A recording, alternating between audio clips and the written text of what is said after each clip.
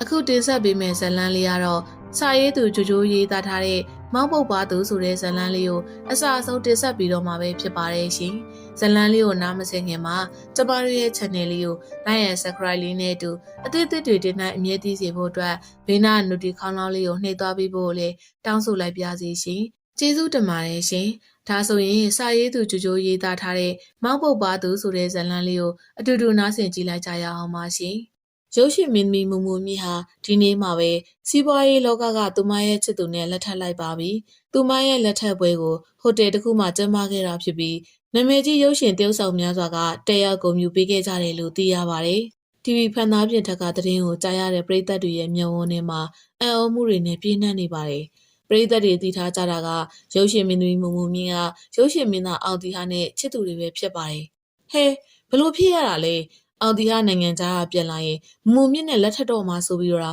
့သတင်းတွေထွက်နေရလေအေးဟဲငါတို့မင်းသားလေးတနာပါတယ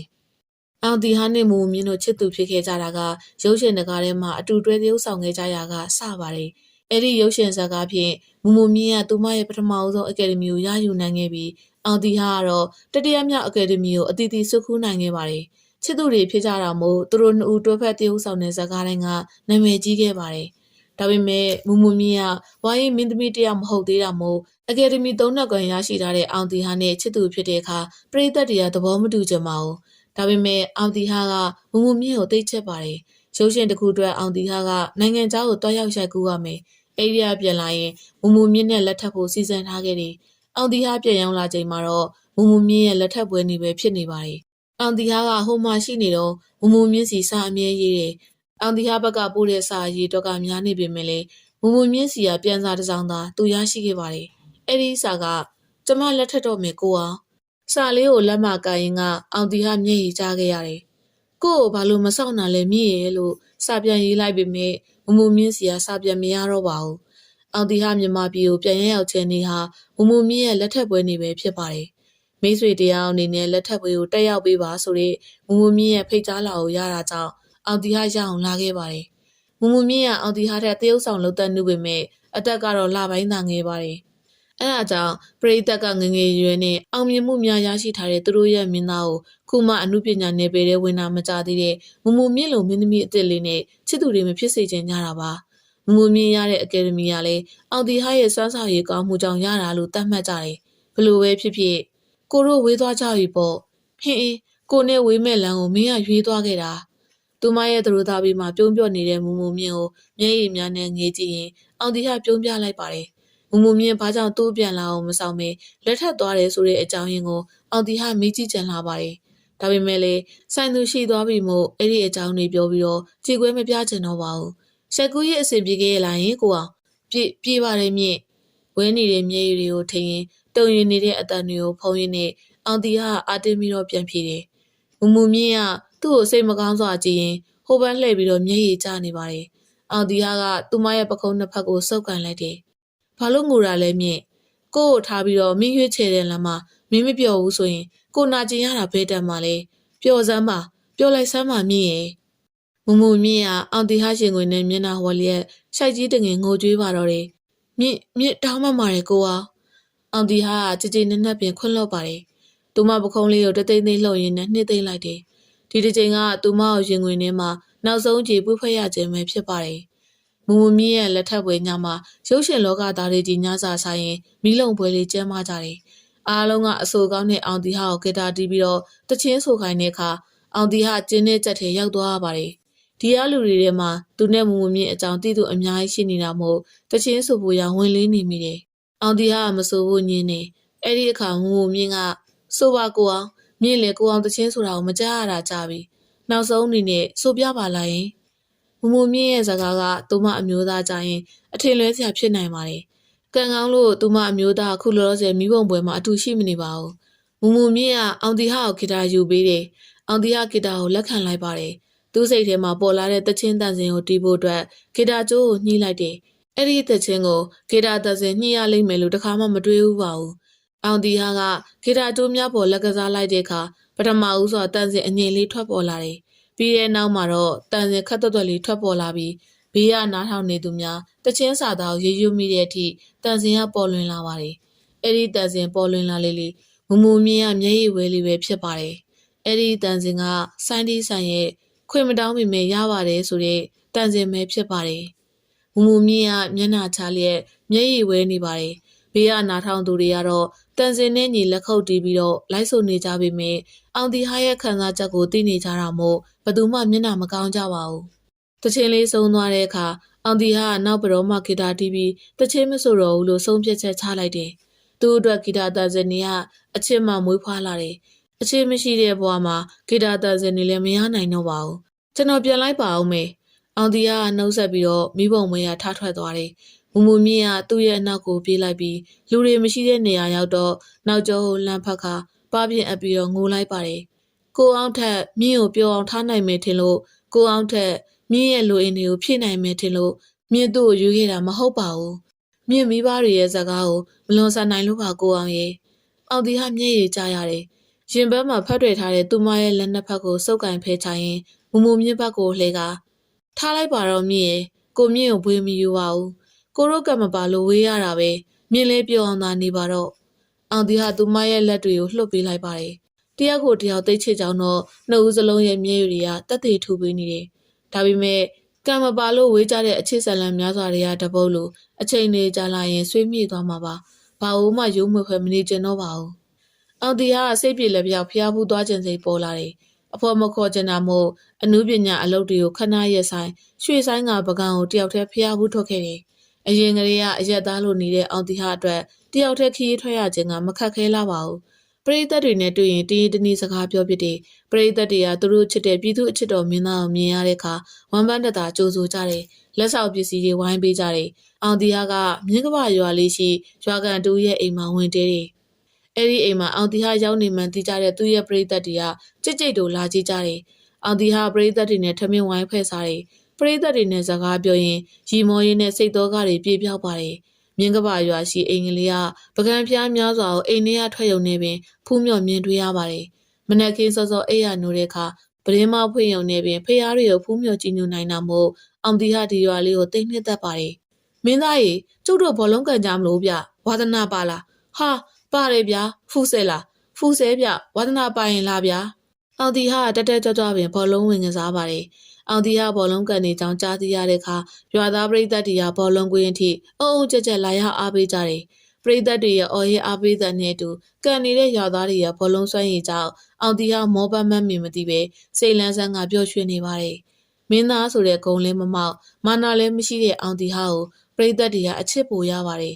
မင်းသားကျုပ်တခုလောက်သိကျင်လို့ပါတော့ကျုပ်ကိုဆက်စုတယ်လို့တော့မထင်ပါနဲ့အိမ်ရှိအမကြီးကအောင်တီဟာအနားမှလာထိုင်ပြီးတော့စကားဆတယ်ရိုးသားပွင့်လင်းဟန်ကလေးနဲ့ပကွက်ကြားအမြဲကွက်တဲ့အမကြီးကိုအောင်တီဟာခင်မင်းနေပါတယ်မင်းသားကလေဟိုမင်းသမီးမူမူမြင့်နဲ့တမီးကြီးစားတွေဆိုမဟုတ်ဘူးလား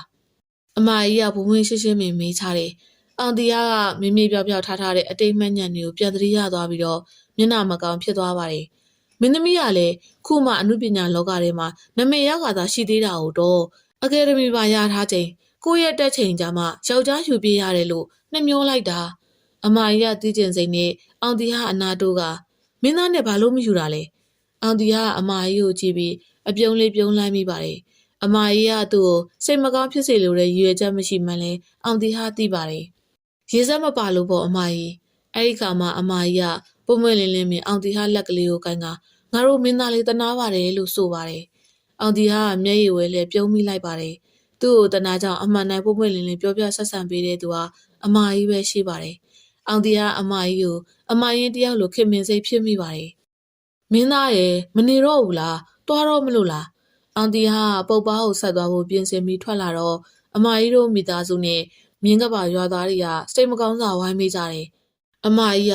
မင်းသားရဲ့ကျုပ်မနေ့ကမင်းသားကိုမေးလိုက်တဲ့မိကွန်းကြောင့်ကျုပ်ကိုစိတ်ဆိုးပြီးတော့မနေချင်တော့တာလားတော့အောင်တီဟာရှိတယ်အမကြီးရဲ့ပခုံးလေးကိုဖတ်ရင်မဟုတ်ပါဘူးအမကြီးကျွန်တော်ပုပ်ပားတောင်လဲတက်ချင်သေးလို့ပါကျွန်တော်ဒီရွာလေးကိုနောက်တစ်ခေါက်အရောက်ပြန်လာခဲ့ပါအောင်မေအောင်တီကအမကြီးတို့နဲ့ရွာသားတွေကိုနှုတ်ဆက်ပြီးတော့ထွက်ခွာခဲ့ပါတယ်တွေးဆုံညင်းကခွဲခွာဖို့အတွဲလို့အောင်တီဟာယုံကြည်ထားတာမို့ဘယ်တွေးဆုံညင်းကိုမှမတွေ့တာမလိုလားတော့ပါဘူးဒါပေမဲ့ပုပ်ပားဒေတာတွေးဆုံညင်းလေးတစ်ခုကိုတော့သူညှိတွေ့ခဲ့မိပါတယ်အောင်တီဟာကပုပ်ပားမြို့မှာနေတဲ့သူ့ရဲ့အသီးမိတ်ဆွေကိုမြတ်ဖုံးဟန်ရဲ့အိမ်မှာဝင်တဲပါတယ် မိုင်30တောင်ကားစီးလာရတာဆိုတော့ပင်မလောက်ရောပေါ့နားလိုက်အောင်နော်ညနေကြမှာဒီနားတစ်ဝိုက်ဆိုင်ကယ်နဲ့လိုက်ဖို့ပြီးမယ်ကျွန်တော်ကပုတ်ပါတောင်တက်ချင်တာအကိုကြီးတခါမှမရဘူးလို့သစင်းကြီးတောင်မော်ရွာမင်းဆွေမျိုးတွေအကူကြီးတောင်းလို့ရမလားဒီမှာနေတာထက်တောင်မော်ရွာမှာဆိုပိုပြီးအေးချမ်းမှာဟိုအပေါ်မှာတိတ်လာတိတ်တာရတာ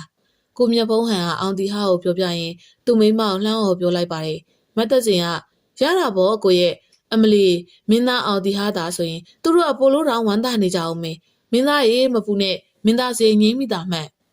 အောင်တီဟာရည်တယ်ထမင်းစားပြီးတော့နီးလက်ခင်ခဏနာပြီးညနေပုတ်ပွားမြို့တွေကိုဆိုင်ငယ်စီထွက်ကြပါတယ်ကိုမြတ်ဖုံးဟန်တို့လင်များကတစီအောင်တီဟာကတစီရှေ့စစ်နောက်ဆင်သွားကြတယ်ဒီမှာပါပေါ်လဲကိုမြတ်ဖုံးဟန်ငကမောက်တီတို့မင်္ဂလာတီတို့တိတ်ပေါ်တဲ့တီဟာကြီးစကဝါပန်းကတော့အပေါ်ဆုံးပေါ့ကွာငကမောက်တီရဲရဲများနဲ့ပန်းမလာတွေကိုအောင်တီဟာမြင်တွေ့ရတယ်ရွှေဝါရောင်အစင်းနဲ့နှိလို့ပဲကောင်းတဲ့စကဝါပန်းတွေကိုမြင်ရတဲ့အခါစိတ်ရွှင်လန်းရပါတယ်တစ်ပင်ကြီးများကြားလမ်းကလေးတွေပေါ်မှာဆိုင်ငယ်စီးရတဲ့ခံစားမှုကလည်းအေးငိမ့်လာပါတယ်ဟိုးဝေးစီမှာစိမ့်စိမ့်ညွန့်ညွန့်နဲ့မုံမို့မိုင်းနေတဲ့ပုပ်ပါတောင်ကြီးကိုလှမ်းမြင်နေရတဲ့မြင်ကွင်းကလည်းမြင့်သက်စရာကောင်းလာပါတယ်ပုပ်ပါတောင်ငယ်ရင်ဆိုင်ငယ်အကွေးမှာလမ်းကြားတစ်ခုကထွက်လာတဲ့စပိန်တစီနဲ့တိုက်မိမယ်လို့ဖြစ်သွားပါတယ်အောင်တီဟာမမြင်တာမို့စပိန်သမားရှောင်းလိုက်ရစပိန်မှောက်ပြီးတော့စပိန်အနောက်မှာတင်လာတဲ့တောင်းတွေကစကဝါပန်းများမြေကြီးပေါ်ပြန်ကျဲကြကုန်တယ်စပိန်စီးလာတဲ့သူကမိန်းကလေးတစ်ယောက်ဖြစ်ပါတယ်ခေါင်းမပဝါလေးကိုပတ်ထားပြီးထမင်းကလေးဝတ်ထားတာကြောင့်မိန်းကလေးမှအောင်တီဟာတီးလိုက်တယ်မိန်းကလေးကစပိန်ကိုအရင်ထောင်ကတောက်ထောက်လိုက်ပြီးစကဝါပန်းတွေကိုလိုက်ကောက်တယ်အောင်တီဟာစကဝါပန်းတွေကိုအသေးတန်ကောက်နေတဲ့အဲ့ဒီမိန်းကလေးကြောင့်တောင်းမဲ့စကားအရင်မဆိုသေးပဲစကဝါပန်းတွေကိုလိုက်ကောက်ရတယ်ကိုမြတ်ဖုံးဟန်တို့လင်မြန်းကလည်းဆိုင်ငယ်ကိုတောက်ထောက်ပြီးတော့အတူကောက်ပေးကြတယ်ရုတ်တရက်လေဝေးမှာစကဝါပန်းတွေကလေနဲ့တူပိုးဝေးစီရောက်ကုန်တယ်အောင်တီဟာကအမိအရာလိုက်ကောက်ရင်သူ့အရှိမကောက်နေတဲ့မင်းကလေးရဲ့ကောင်းမှပေါ်ဝါကလေးလွင့်လာတာကိုမြင်လိုက်ရတယ်အောင်တီဟာပေါ်ဝါကိုမြေကြီးတွေပြေကုန်မှဆိုးတာကြောင့်အမြန်ပြေးကောက်တဲ့အခါတစ်ဖက်ကပေါ်ဝါကိုလာကင်တဲ့လက်ကလေးကိုမြင်လိုက်ရတယ်အောင်တီဟာမောကြည့်လိုက်တော့အဲ့ဒီမင်းကလေးနဲ့အကြည့်ချင်းစုံနေဝင်းဝါတဲ့မျက်နှာပေါ်ကပကွက်လေးကိုအကြာကြီးငေးကြည့်မိသွားတော့မင်းကလေးကခေါင်းငုပ်ပြီးပေါ်ဝါကိုလက်လွတ်သွားတယ်ပြီးတော့မတက်ထားရခါသူမလက်ထဲကစကဝါပန်းတွေကိုစပိန်ပေါ်ကတောင်းနေသွားထည့်တယ်အောင်တီဟာလည်းသူကောက်ထားတဲ့စကဝါပန်းတွေကိုတောင်းနဲ့ထည့်ပေးလိုက်ပြီးမင်းပေါ်ဝါပါမင်းကလေးကခေါင်းငုပ်ပြီးတော့ပေါ်ဝါကိုလက်နှစ်ဖက်နဲ့ယူတယ်သူမရဲ့နှကမ်းမှာနှကမ်းကြီးစိုးမထားပါဘူးနှကမ်းလေးကနေပြီးတော့မျက်ခုံးလေးတွေကနတ်ဆိုနေတယ်ကျေးဇူးတင်ပါတယ်ကျွန်တော်ကတောင်းပန်ရမှာပါပုပ်ပါတောင်ကြီးကိုကြည့်ပြီးတော့မင်းစပိန်ကိုမမြင်လိုက်မိဘူးဟုတ်ကဲ့ရပါတယ်မင်းကလေးကသူ့ကိုတဲတဲမကြည့်တာအောင်တီဟာသတိထားမိတယ်ကိုမြတ်ဖုံးဟန်တို့လင်မယားကစကဝါပန်းတွေတောင်းနေလာထည့်ပြီးညီမဘယ်နဲ့ထိလိုက်သွားသေးလဲအောင်တီဟာအခုမှသတိရပြီးတော့မင်းကလေးကိုစိုးရိမ်စွာနဲ့ကြည့်လိုက်တယ်မင်းကလေးကခေါင်းလေးအသားရန်ကမထိခိုက်ပါဘူးတွားလိုက်ပါအောင်မေမင်းကလေးကပေါ်ဝါလေးကိုသူမခေါင်းမှာပြန်ပတ်လိုက်ပြီးစပိန်တောက်ဖြုတ်ခါထွက်သွားပါတယ်သိရင်နဲ့မင်းကလေးပဲကိုမြတ်ဖုံးဟန်ကတုံးသက်တော့မတ်သက်စင်ကခေါင်းညစ်တယ်ဟုတ်ပါအကိုရဲ့စကားပြောတာလဲအေးလိုက်တာလူလေးကလည်းအနီအေးမဲ့ပုံစံဒါနဲ့တီဟာကိုမင်းသားမှမသိတာလားကိုမြတ်ဖုံးဟန်ကအောင်တီဟာကိုကြည့်ပြီးမေးတော့အောင်တီဟာထွက်သွားတဲ့စပိန်လေးကိုလှမ်းငေးကြည့်လိုက်မိတယ်သူ့ကိုရုပ်ရှင်မင်းသားမှသိမသိတော့အောင်တီဟာမပြောတတ်ပေမဲ့တင်းငင်အေးဆေးလာတဲ့စကားပြောဟန်လေးကြောင့်အိမ်နေကြီးတဲ့မင်းကလေးလိုပဲတတ်မှတ်ချင်ပါတယ်တိမ်မွေးလာပါတယ်တောင်မော်ရွာဆိုတဲ့အတိုင်းတောင်ကုန်းတောင်တန်းတွေကစိတ်ညွန့်ညွန့်နဲ့မြင်ရသူကိုအလွန်ပဲစိတ်ချမ်းသာစေပါတယ်မနေ့ကင်းနေအောင်ကြီးကစိုက်ခင်းစိမ့်စိမ့်ဆူဆူတွေပေါ်ဖြာကျနေတဲ့မြင်ကွင်းကပကြီးကားတစ်ချက်တစ်ဖွေကပြားမမီစာမမီလာအောင်လှပပါတယ်ဟိုးဝေးရှိတောင်တန်းကြီးတွေပေါ်မှာမြူကိုတွေအုံဆိုင်နေတာကိုမြင်ရတာလေရင်သက်ရှူမောပဲကောင်းလာပါတယ်စိုက်ခင်းများအကြားမှာအင်္ဂလိပ်တွေကိုတစ်လုံးစားနှလုံးစားကွက်ကြားဆောက်လုပ်ထားကြတာကလည်းချစ်စွယ်ကောင်းလာပါတယ်အေးချမ်းလိုက်တာဗျာအောင်တီဟာစိတ်ပန်းပြေသွားတဲ့လူတယောက်လိုလမ်းဆန်းတက်ကြနေပါတယ်တိတ်တာရတဲ့ရွာလေးပဲမင်းသားနေရမယ့်အိမ်ကိုကျွန်တော်လိုက်ပြမယ်ဗျမသက်စင်ရဲ့ဆွေမျိုးကိုနေကြီးကအောင်တီဟာကိုဒီယာလေးစီလမ်းပြခေါ်ဆောင်လာခြင်းပဲဖြစ်ပါတယ်ကိုနေကြီးကနာမည်မှာသာကြီးဆိုတဲ့စကားလုံးပါပေမဲ့လူကပိမ့်ပိမ့်နဲ့ညှက်စီလေးပဲဖြစ်ပါတယ်အသားညို့ပြီးတော့မျက်နှာရွှင်ပြတယ်သစင်ကမင်းသားနေဖို့အိမ်ကိုအကူအညီတောင်းကြရကျွန်တော်ဒီကလူတွေနဲ့တိုင်ပင်ပြီးအစဉ်ပြေလောက်မဲ့အိမ်ကိုရွေးထားတာဒီရွာတခြားအိမ်တွေအားလုံးထက်နည်းနည်းပိုကျတော့မင်းသားနေရတာလွတ်လွတ်လပ်ရှိတာပေါ့ရပါတယ်ဗျာကျွန်တော်ကသဘာဝတရားကြီးနဲ့တောင်တန်းတွေကိုမြင်ရတာနဲ့တည်းအတော်လေးစိတ်လွတ်ပေါ်ပါနေပါပြီဘယ်ဟုတ်ပါမလဲဗျာရုပ်ရှင်မင်းသားကိုရွာကိုလာတာဘယ်ဖြစ်သလိုနေခိုင်းလို့ရမလဲလာဗျာအရှိရအိမ်မင်း နှစ်ထပ်ပြင်တော်အိမ်လေးကအတော်လေးတည်တည်တတ်ရှိလာပါတယ်တိတ်မကျဲတဲ့လမ်းကလေးရဲ့ဘေးမှာမို့အမြင်လှပါတယ်အပြင်ပုံစံကြည့်ုံနဲ့နေချင်းစပွဲဖြစ်ရပါတယ်အတော်ကြီးဒီမှာမင်းသားပါလာပြီပြို့လှမ်းအောင်လိုက်တော့အမျိုးသမီးတူပြေးထွက်လာပါတယ်အမျိုးသမီးကတပတ်ကလေးကိုခေါင်းမောင်းထားတယ်လူကဝါဝါဖိုက်ဖိုက်နဲ့အသားလေးရဝါတယ်ပကွက်ကြားကိုအကြီးကွက်ထားပြီးတော့ထမင်ခက်တူတူဝစ်ထားတယ်အောင်တီဟာကိုမြင်တော့အချိုသာဆုံးပြုံးလိုက်တဲ့မျက်နှာလေးကချစ်စရာကောင်းလာပါတယ်ဟဲတကယ်ရုပ်ရှင်မင်းသားအောင်တီဟာတော့လာလာမင်းသားအောင်တီဟာကိုအမျိုးသမီးကဝမ်ပန်းတတာနဲ့အာရပါရကြိုးစုပါတယ်အောင်တီဟာပြုံးပြနှုတ်ဆက်ပြီးအိမ်ထဲကိုဝင်ခဲ့လိုက်တယ်အိမ်ထဲမှာဖျားပန်းနဲ့အများကြီးခုထားတာတွေ့ရပါတယ်အဖြူအဝါပန်းရောင်အစုံမှာအတူထိုင်လိုက်ကြတော့ကိုနေရမိတ်ဆက်ပြီးမင်းသားရေဒါကဒေါ်လေးဆန်းနဲ့မင်းသားရဲ့အမကန်ပြိတ္တပေါ့ဗျာအောင်တီဟာရီတော့ဒေါ်လေးဆန်းကတေချာကြည့်တယ်မင်းသားအပြစ်မှာပို့ချောတယ်တော့ဒေါ်လေးဆန်းကိုမြင့်လူရောမြင့်လူကပုတ်ပါတောင်ကိုသွားတယ်ပန်းသွားရောက်တာအောင်တီဟာအိမ်လေးထဲကိုကြည့်လိုက်တော့ရေအိုးစင်ကလေးရဲ့ခုတ်တန်းရလေးတွေရဲ့နဲ့အတော်ရိုးစင်းမာတယ်နေရာတိုင်းမှာတော့ပန်းတွေကိုဟိုတပုံဒီတပုံချထားတာမြင်ရတယ်မင်းသားရေဒီမှာလွတ်လပ်တာနေကိုယ့်အိမ်လိုသဘောထားဒီအိမ်မှာကဒေါ်လေးဆန်းရဲ့သားလူပြိုကြီးကိုမြင့်လူရဲ့နှစ်ယောက်ပဲရှိတာဟုတ်ကဲ့ကျေးဇူးပါဗျာမလိုပါဘူးမင်းသားရဲ့အော်ဒါနဲ့မင်းသားညနေကျရင်ရွာထဲကလူတွေမင်းသားကိုတွေ့ဖို့အတွက်လာလိုက်ကြမယ်ဗျမင်းသားနည်းနည်းတော့အာယုံနှောင်းရမယ်အောင်တီဟာရီလိုက်ပါတယ်ရပါတယ်ဗျာကျွန်တော်ပကံမှာလည်းဒီလိုပဲနေခဲ့တာပါကျွန်တော်အာယုံမနှောက်တတ်ပါဘူးအဲ့ဒီအခါကိုနေကြီးကဒိုမင်းသားကတော့လူလဲချောသလိုသဘောလဲကောင်းတကိုမြင့်လူကြီးပြန်လာပြီလားမင်းသားရောက်နေပြီတကယ်လားမေတကယ်ဘောဟဲ့ဒေါ်လေးဆန်းကဖျားပန်းနေခုနေရင်ဆိုင်ငယ်ရက်လိုက်တဲ့ကိုမြင့်လူကိုလှမ်းပြောတယ်ကိုမြင့်လူတယောက်ဆိုင်ငယ်ကိုကမန်းကရန်ထောက်ခါအိမ်ထဲကိုပြေးဝင်သွားပါတယ်မင်းသားရေမင်းသားအောင်တီကအင်ကြီးလေးတွေထုံနေတော့အလောတကြီးခေါ်တန်ကြတာကြောင့်အိမ်ပေါ်တက်ကနေပြေးဆင်းလာရတယ်ပစိုးတူတူနဲ့အသားကညိုပြညက်တယ်လူဝဝပြီးတော့နှစ်ဖူးပြောင်ပါတယ်မျက်နှာအုံမြင်ရရုံနဲ့သဘောကောင်းမှန်းအောင်တီဟာခံမှန်းမိပါတယ်မင်းသားရဲ့ကျုပ်ကမင်းသားရဲ့ပြိတ္တအပြမင်းသားကျုပ်တို့အိမ်မှာတဲမယ်ဆိုလို့ဝမ်းသာလွန်ပြီးညအိတ်တော်မပြောဘူးဗျာအောင်တီဟာခေါင်းမောရီမိတယ်ဒေါ်လေးဆန်းတို့သားမီနဲ့သူပြောဆိုဆက်ဆံရတာတတ်တော့တတ်ရှိလာပါတယ်အောင်တီဟာကိုမြင့်လူရဲ့ပခုံးကိုအသာကိုင်းပြီးမောလာရောပေါ်ကိုမြင့်လူနားလိုက်ပါအောင်ဗျာကျွန်တော်ဒီမှာပဲရှိမှာပါကိုမြင့်လူအမောပြေမှာအေးဆေးပြောလေရပါတယ်ဟာကိုမြင့်လူကသူ့လက်ဖွားနှစ်ဖက်ကိုအချင်းချင်းဖြန်းကနေရိုက်ခါအားလိုအားမရဖြစ်သွားပါတယ်မင်းသားကလည်းဗျာအရင်က TV ထဲမှာပဲမြင်ရတာခုလူအကောင်လိုက်ကြီးမြင်နေရပြီနားတာနောက်မှနားလို့ရပါတ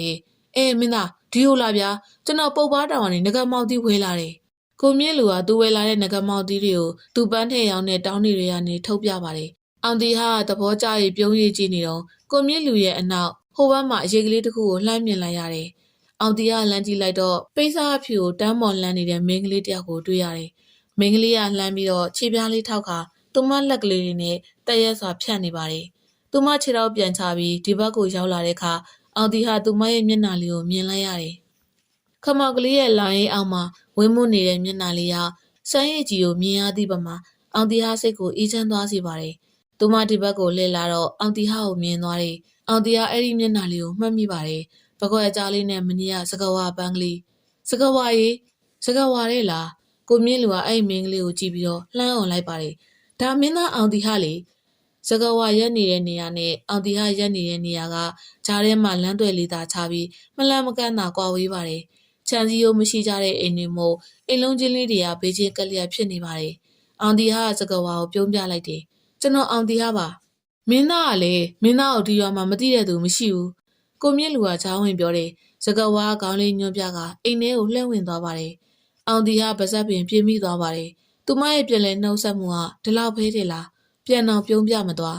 အောင်တီဟာအကြောင်းစီစီလေးစကဝါအိမ်ထဲကိုလှမ်းကြည့်နေမိတယ်စကဝါကိုထပ်မတွေ့တော့ပါဘူးမနေ့ကပုံစံမှာပဲလားအောင်တီဟာနဲ့ကိုမြင့်လူတို့အိမ်ထဲကိုပြန်ဝင်ခဲ့ကြရင်ကိုမြင့်လူကစကဝါစကားနဲ့တယ်မင်းသားရဲ့သူဟာသူ့အမိနဲ့ဒီကိုရောက်တာတိတ်မကြသေးဘူးလေကျုပ်တို့နဲ့တောင်အိမ်ထဲကနေထွက်တာနဲ့လှမ်းမြင်နေရတဲ့သူတွေမို့သာရင်းနှီးနေတာကျွန်တော်နဲ့မနေ့တော့ပုပ်ပွားမြို့မှာတွေ့ခဲ့ပါသေးတယ်ဟာဟုတ်လားစကဝါကွာဒီကောင်မလေးမင်းသားနဲ့သူအရင်တွေ့လာတာကိုအင်းနီနာချင်းဖြစ်တဲ့ကြုတ်တောင်မပြောပြဘူးညနေရောက်တော့အောင်တီဟာကိုရွာသားတွေကလာတွေ့ကြတယ်သူတို့ဆက်ခင်းကနေအသီးနှံတွေခူးလာပြီးတော့ဒေါ်လေးဆန်းကိုပေးကြတယ်မင်းသားအောင်တီဟာကိုချက်ကျွေးလိုက်တော့ရေ အောင်ဒီဟာကသူ့ရဲ့ပြိတ္တရွာသားတွေနဲ့စကားပြောရီမောကြရင်မှောင်လို့မှောင်မှန်းမသိလိုက်ပါဘူးစကားဝါကသူမရဲ့အိမ်ရှိမှာရပ်ပြီးအောင်ဒီဟာတို့ကိုလှမ်းကြည့်နေတယ်ဒေါ်လေးဆန်းတို့အိမ်ရှိမှာဖျားခင်းထိုင်နေကြတာမို့အောင်ဒီဟာတို့ကိုသူမလှမ်းမြင်နေရပါတယ်ရွာသားတွေရဲ့အလင်းမှာဖော်ဖော်ရွရွရီပြုံးပြုံးနဲ့စကားပြောနေတဲ့အောင်ဒီဟာကိုငေးကြည့်နေမိတယ်ရွာသားတွေနဲ့ဆက်ဆံပုံကရုပ်ရှင်မင်းသားလိုပဲမထင်ရပဲဆွေမျိုးသားချင်းတွေလိုပါစကားဝါရက်ကြည့်နေစဉ်အောင်ဒီဟာကသူမကိုမြင်သွားပါတယ်စကားဝါသူ့ကိုမမြင်သလိုမတိမတာလေးကြောက်ခိုင်းကအိမ်ထဲကိုပြန်ဝင်လိုက်တယ်ဒါပေမဲ့အောင်ဒီဟာကသူမကြည့်နေတာကိုတေချာမြင်လိုက်ရပါတယ်မနေ့ရောက်တော့ကိုမြင့်လူကထုံးစံတိုင်းဖျားပန်းတွေကိုပုတ်ပါတောင်စီသွားရောက်တာမို့အိမ်မှာအောင်ဒီဟာပြင်းနေပါတယ်ဒေါ်လေးဆန်းကပန်းတွေကိုအစီးစီးနေတော့အောင်ဒီကအပေါ်တက်ကနေဆင်းလာခဲ့တယ်ဒေါ်လေးဆန်းကျွန်တော်ရွာထဲရှောက်ကြည့်လို့ရမလားရတော့ပေါ့မင်းသားရဲ့မင်းသားလည်းအိမ်ထဲမှာပဲနေရတာပြင်းနေလောက်ပြီးရွာထဲရှောက်သွားကြည့်ပြန်မလာတဲ့ရင်တွေ့တဲ့အိမ်သားဝင်ပြီးဒေါ်လေးဆန်းအိမ်လို့ပြောလိုက်မင်းသားကိုပြန်လိုက်ဖို့ပေးလိမ့်မယ်အောင်ဒီဟာဒေါ်လေးဆန်းကိုပြုံးပြနှုတ်ဆက်ခဲ့ပြီးအိမ်ထဲကထွက်လာတယ်စိုက်ခင်းတွေကနေဖျက်ချောင်ရင်နေကြခင်းတွေစီရောက်လာပါတယ်လမ်းတဲ့လေးတွေကနေထဘိုးတွေနဲ့ဖျက်လျှောက်သွားကြတဲ့လူအချို့ကိုလှမ်းမြင်ရတယ်သူတို့တဘိုးတွေထဲမှာသူတို့စိုက်ခင်းကထွက်သွားတဲ့အသီးအနှံတွေကိုထည့်ထည့်လာကြတယ်အောင်ဒီဟာနေကြခင်းထဲမှာလမ်းလျှောက်နေရင်နေကြပန်းတစ်ပွင့်ကိုခူးဖို့ပြင်လိုက်တော့မခူးပါနဲ့အောင်ဒီဟာလည်းကြည့်လိုက်တယ်ခမောက်ကလေးစောင်းထားတဲ့စကားဝါရဲ့မျက်နှာလေးကိုမြင်တော့အော်စိတ်မရှိပါနဲ့ဗျအောင်ဒီဟာမခူးတော့ပဲဒါကမင်းတို့စိုက်ခင်းလားစကားဝါမျက်နှာတီတီလေးနဲ့အနားလဲမလာပဲသူမရက်နေတဲ့အိမ်နေရာပဲမဟုတ်ပါဘူးကျမစိုက်ခင်းမလို့မခူးဖို့ထားတာမဟုတ်ပါဘူးဒီရွက်ကလေးရဲ့ဘယ်စိုက်ခင်းကနေမှနေကြပန်းတွေကိုမခူးဖို့တောင်းဆိုကြပါတယ်အောင်ဒီဟာကခေါင်းညိတ်ပြီးဟုတ်ကဲ့ကျွန်တော်မခူးတော့ပါဘူးမစကားဝါနမေကိုခေါ်လိုက်တော့စကားဝါသူ့ကိုစူးစူးကလေးလှမ်းကြည့်တယ်အောင်ဒီဟာကသူမကိုပြုံးပြလိုက်တယ်ကျွန်တော်ဟင်ဟေးခုမှပြုံးပြနှုတ်ဆက်နေတော့ရှိသေးစကားဝါနောက်ကိုလှည့်သွားပြီးတော့ကြောခန်းထွက်သွားပြီပဲဖြစ်ပါတယ်အောင်ဒီဟာကသူမကိုတားချိန်မရလိုက်ပါဘူးအောင်ဒီဟာကသူမသွားတဲ့လမ်းတိုင်းလမ်းလာခဲ့တော့ဒေါ်လေးဆန်းရဲ့အိမ်ကိုပြန်ရောက်လာတယ်မင်းသားပြန်လာပြီလားဒေါ်လေးဆန်းကအိမ်ထဲကနေပရင်းပေါက်ကိုလှမ်းမိတယ်အောင်ဒီဟာကအိမ်ရှိကခုတ်တန်းရလေးမှာထိုင်လိုက်ပြီးဟုတ်ကဲ့ဒေါ်လေးဆန်းစကားဝါကသူမအိမ်ရှိမှာစပိန်ထုတ်နေပါတယ်အောင်ဒီဟာကသူမကိုလှမ်းကြည့်နေမိတယ်ခဏကြာတော့စကားဝါစပိန်နောက်မှာတောင်းကလေးကိုတင်ပြီးတော့နင်းထွက်သွားတာကိုမြင်လိုက်ရပါတယ်ဒေါ်လေးဆန်းဟိုဘက်အိမ်မှာနေတဲ့စကားဝါကစပိန်နဲ့ဘယ်ကိုသွားတာလဲဗျပုပ်ပားမျိုးကိုလေမင်းသားရဲ့ညနေတိုင်းစကားဝါပန်းနဲ့ခိုးပြီးတော့ပုပ်ပားမျိုးကဝဲသူအိမ်စီကိုသွားဖို့ရတယ်သူ့အမေနေကောင်းတော့သူ့အမေပို့နေကြခုတော့သူပဲပို့နေတာကြာပါပြီညနေပြန်လာရင်မှောင်မယ်ထင်တယ်အောင်တီကဒီစကားကိုတော့တကူစာကြားရုံများရေရွှတ်လိုက်ပါတယ်မင်းသားပုပ်ပားတောင်တက်ချင်ပြီလားမင်းသားပုပ်ပားတောင်တက်ရင်ကျုံနဲ့ရွာသားတွေပါအတူလိုက်တက်ကြမှာမင်းသားအဖော်ရအောင်ပေါ့ကောင်းတာပေါ့ကိုမြင့်လူရရွာသားတွေနဲ့ဆိုမောလို့မောမှန်းတော့တိမှမဟုတ်ဘူးအောင်တီဟာပြောနေရင်နိုင်ကိုလှမ်းကြည့်လိုက်တယ်ညနေ6နာရီထိုးပါပြီစကားဝါကိုသူမအိမ်မှာမတွေ့ရသေးပါဘူးတောင်မော်ဒေသမို့မှောင်ရီပြိုးစားပြုတ်နေပါပြီမင်းသားဘာဖြစ်လို့လဲဗျအောင်တီဟာစကားဝါတို့အိမ်ပန်းငေးတာကိုမြင့်လူကတတိထားမိသွားပြီးတော့မီးလာပါတယ်စကားဝါခုထိပြန်မလာသေးဘူးကိုမြင့်လူကအပြင်ဘက်ကိုလှမ်းကြည့်ရင်ဟုတ်ပါဒီကောင်မလေးကလည်းမှောင်တော့မှောင်နေပြီ။အိမ်မှာလည်းနေမကောင်းတဲ့အမေရှိသေးတာဒီနေ့မှနောက်ကျနေပါလားကိုမြင့်လူကထိုင်ရနေထသွားပြီးတော့ဓာမီဆွဲယူတယ်ကျုပ်သွားကြည့်လိုက်အောင်မယ်မင်းသားရေသူ့အမေကနေမကောင်းတော့သွားဆောင်နိုင်မှာမဟုတ်ဘူးကျွန်တော်အတူလိုက်ခဲ့ရမလားကိုမြင့်လူကောင်းတာပေါ့မင်းသားရဲ့ဒေါ်လေးဆန်းကိုအကျိုးအကြောင်းပြောပြီးတော့နှစ်ယောက်သားအိမ်ထဲကနေထွက်ခဲ့ကြပါတယ်ရွာလန်းတဝက်လောက်ရောက်တော့စပိန်ကလေးတရင်တိုင်နင်းလာတဲ့စကားဝါနဲ့တွေ့ပါတယ်ကိုမြင့်လူကစကားဝါကိုမြင်တော့စိတ်အေးသွားတဲ့မျက်နှာနဲ့စကားဝါရဲ့နေရလဲဒီနေ့မှနောက်ကျလိုက်တာမင်းသားကနင့်ကိုစိတ်ပူနေတာအောင်တီဟာမျက်နှာပူသွားပါတယ်စကားဝါအောင်တီဟာကိုကြည့်ပါတယ်ကဲမင်းသားကရှိရနေစကားဝါနေရစပိန်နောက်ကထိုင်လိုက်ငါကတော့လမ်းလျှောက်လာခဲ့မယ်မဟုတ်တာဗျာကျွန်တော်ကိုမြင့်လူနဲ့တူလမ်းလျှောက်ပါမယ်လမ်းလျှောက်ရင်ကြာနေမှာမင်းသားလည်းအလားတော့လမ်းလျှောက်ခဲ့ရတာညောင်းရောပေါ့ပြီးတော့စကားဝါအမေလည်းမျောနေလောက်ပြီကဲစကားဝါငါပြောသလိုလုပ်စကားဝါစပိန်နောက်မှာတင်ထားတဲ့တောင်းလေးကိုကျိုးပြီးကလက်မပိုက်လိုက်ပါတယ်အောင်တီဟာစပိန်မော်တက်လိုက်တော့စကားဝါနောက်ကထိုင်လိုက်ပါတယ်နင်းမင်းနော်ဟုတ်ကဲ့လမ်းသွယ်လေးထဲမှာသူတို့စပိန်လေးတစ်စီးသာရှိပါတယ်အောင်တီဟာစပိန်နင်းနေရင်အနောက်မှာစကားဝါပါရလားလို့ပဲတန်တရားဖြစ်မိပါတယ်စကားဝါအနောက်မှာရှိသေးလားဗျရှိပါတယ်အောင်တီဟာရည်မိတယ်စကားဝါရဲ့စကားလေးပါလေပြောလို့ရပါတယ်ဗျာဟုတ်ကဲ့သာဆိုပေမဲ့စကားထမ်းမလာတော့တာမို့အောင်တီကကောင်းတာအသာရမ်းလိုက်မိပါတော့တယ်စ စပိန်ကို2ယောက်စီးနေရပေမဲ့1ယောက်တည်းစီးနေရတယ်လို့ပင်သူမအဲ့လောက်ထိကိုပဲငြိမ်သက်လှပါတယ်မိုးစီစဉ်လင်းတော့အောင်တီဟာနုံနုချင်းပတင်းပေါက်ကိုဖွင့်ကနနက်ခင်းလေးကိုတဝါရီရှူရှိုက်လိုက်တယ်တောင်မော်ဒေတာလေးရဲ့နနက်ခင်းလေးညင်ကလူစိတ်ကိုလန်းဆန်းသွားစီပါတယ်ပတင်းပေါက်ကနေလှမ်းမြင်နေရတဲ့တောင်နှန်းကြီးတွေကိုအောင်တီဟာသိချစ်မိနေပါပြီခေါင်းငုံကြည့်လိုက်တော့လေပန်းကင်းနေစိုက်ခင်းတွေကိုမြင်ရပြန်ကတဖန်နှစ်လိုပဲဖြစ်ရပါတယ်အောင်တီဟာပတင်းပေါက်ပေါ်မော်လက်ထောက်ပြီးအင်အားကိုကြည့်နေစဉ်စကဝါတို့အိမ်ဘက်အကြီးရောက်သွားပါတယ်စကဝါနိုးလာပြီလားမင်းညတလန်လုံးစကားမပြောရပါအိမ်ရှိရောက်တော့လေစပိန်လေးကိုယူကသူမဘာသာတောက်ထောက်ပြီးတချမ်းမှနှုတ်ဆက်ဖို့မရပဲအိမ်ထဲဝင်သွားပါတယ်အောင်တီဟာသူမကိုအတော်အာယုံဆိုင်မိလာပါတယ်အနေအေးပုံနဲ့စကားမပြောတဲ့သူမရဲ့ပုံစံကအာယုံဆိုင်မိအောင်လုပ်နေပါတယ်အောင်တီဟာစကဝါအကြောင်းတွေးနေတော့မျက်စိရှိမှစကဝါပေါ်လာတယ်သူမရဲ့လက်ထဲမှာပိတ်စာဖြူတဲ့စကဝါပန်းလေးတွေထည့်ထည့်လာတယ်အောင်တီဟာအသေးချာလှမ်းကြည့်နေတော့စကဝါသူ့ကိုမြင်သွားပါတယ်အောင်တီဟာပြုံးမြပြီးနိုးပြီလားဗျာလို့လှမ်းနှုတ်ဆက်တော့စကဝါခေါင်းလေးငုံပြကအိမ်ထဲကိုဝင်သွားပါတယ်အောင်တီဟာကြောင်သွားရတယ်ဘလို့ပါလဲမင်းသားနိုးပြီလားအောက်ထက်ကနေကိုမြင့်လူရဲ့အတန်ကိုကြားတော့အောင်တီဟာပတင်းပေါက်နာခွာပြီးဆင်းလာခဲ့တယ်နိုးပြီဗျလာဗျာဒီမှာအမေကောင်းချင်းမပေါင်းထားတယ်လာစားဒေါ်လေးဆန်းကပန်းတွေခူပြီးတော့အိမ်ထဲကိုဝင်လာတယ်ဒေါ်လေးဆန်းကိုမြင်တော့အောင်တီဟာကကောင်းချင်းဆန်ဘယ်ရောက်ဝယ်တာလဲဗျဝယ်တာမဟုတ်ဘူးမင်းသားရေညစကဝါရေလာပြီးတာသူပုတ်ပွားမျိုးကိုပန်းစားပို့ရင်ဝယ်သူကလက်ဆောင်ပေးလိုက်တာတဲ့ဒေါ်လေးဆန်းကပန်းတွေကိုစပွဲပေါ်တင်ကကက်ကြီးလေးယူပြီးတော့ထိုင်ချလိုက်တယ်ပြီးမှအော်မင်းသားကိုကောင်းချင်းမောင်စားစေချင်လို့တဲ့ဖျားအောင်တီဟာဒေါ်လေးဆန်းကိုလှမ်းကြည့်လိုက်တယ်စကဝါလားဟုတ်တယ်လေမင်းသားရဲ့ဟုတ်ပါမလားအောင်တီဟာမယုံသင်ကပြောမိတယ်ဒေါ်လေးဆန်းကပြုံးလိုက်ပြီးသူကိုယ်တိုင်ပြောသွားတာမင်းသားရဲ့အဲ့ဒီခါကိုမြင့်လူကအောင်တီဟာအတွက်ကောင်းချင်းမောင်ပြင်ပြီးမင်းသားကလည်းဗျာအထူးအဆန်းလို့တွေ့ရလုံးကမင်းသားကိုချစ်ကြတာဟုတ်ဗျတခြားရွာသားတွေဆိုရင်တော့အောင်တီဟာမယုံမကြည်ဖြစ်နေမှာမဟုတ်ပေမဲ့စကားဝါဆိုလို့ထူးဆန်းသွားမိခြင်းပဲဖြစ်ပါတယ်ကိုနဲ့9ခါလောက်တွေ့တာတော့စကားလုံးလေးလုံးကွဲအောင်ပြောဆိုဆက်ဆက်ခြင်းမရှိတဲ့ရွာသူမလေးကကိုယ့်ကိုချစ်တာတော့မယုံခြင်းကိုမြင့်လူကကောင်းချင်းမောင်စားနေရင်အုံသီးကျစ်ကလေးနဲ့နှားနှောင်းလေးပါပါရင်ပိုစားကောင်းပါဗျာအဲ့လိုပြောနေစဉ်စကားဝါကိုမြင်လိုက်ရတယ်လက်ထဲမှာပကံလုံးလေးနှစ်ခုကိုကင်လက်စကားဝါပါလားမလားစဘူးအလားထူလို့အဲ့ဒါဘာတွေလဲစကားဝါပကံလုံးလေးနှစ်ခုကိုကိုမြင့်လူရဲ့ရှေ့ချပေးလိုက်တယ်နှားနှောင်းလေးတွေနဲ့အုံသီးကျစ်လေးတွေပဲဖြစ်ပါတယ်ကိုမြင့်လူရဲ့မျက်နှာကြီးဖြီးခင်းနေဖြစ်သွားတယ်ငါနှမတကယ်တော်တာဟေ့စကားဝါပြုံးနေဆိုရုံမြင့်မြင့်လေးပြုံးနေအောင်တီဟာစကားဝါပြုံးလိုက်တာကိုစိုက်ကြည့်မိသွားတယ်စကားဝါသူ့ကိုကြည်လာတော့အောင်တီဟာတေချာပြုံးပြလိုက်တယ်သူမအကြည့်လွှဲသွားပါတယ်ရိုင်းရိုင်းပြပြလွှဲသွားခြင်းမဟုတ်ဘဲနဲ့မတိမတာလေးအောင်တီဟာစကားဝါစီကသူ့ကိုပြန်ပြုံးပြလာဖို့မျှော်လင့်မထားတာမို့သူမအကြည့်လွှဲသွားတော့သဘောတကျပင်ပြုံးလိုက်မိပါတယ်စကားဝါဒေါ်လေးဆန်းနာသွားထိုင်ပြီးကောင်းချင်းမောင်စားပြီးပြီလားတော့ပြီးပြီစကားဝါရေမနေ့ကပေါင်းမိကလေးကစားလိုက်တာသမီးအမေရောထနိုင်ရင်လားဟုတ်ကဲ့ထနိုင်ပါတယ်အေးကွယ်သမီးလည်းပင်ပန်းပါတယ်စကားဝါရေမကြမ်းပါတဲ့အမေကိုလှုပ်ကြွေးနေရတာမပင်ပန်းပါဘူးတော့စကားဝါဒေါ်လေးဆန်းကိုပန်းနေကူစီးပေးနေပါတယ်အောင်တီဟာသူမတလောက်စကားပြောတာကိုတခါမှမမြင်ဘူးသေးတာမို့လှမ်းကြည့်နေမိတယ်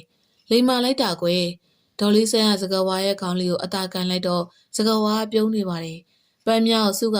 စီးနေတဲ့စကားဝါရဲ့လက်ကလေးတွေကမျက်ခင်းပေါ်ရှိစကားဝါပန်းကလေးနဲ့တူတယ်စကားဝါဆိုတဲ့မင်းကလေးကနာမည်နဲ့လိုက်အောင်လူကစကားဝါပန်းလေးတစ်ပွင့်လုံးလှပါတယ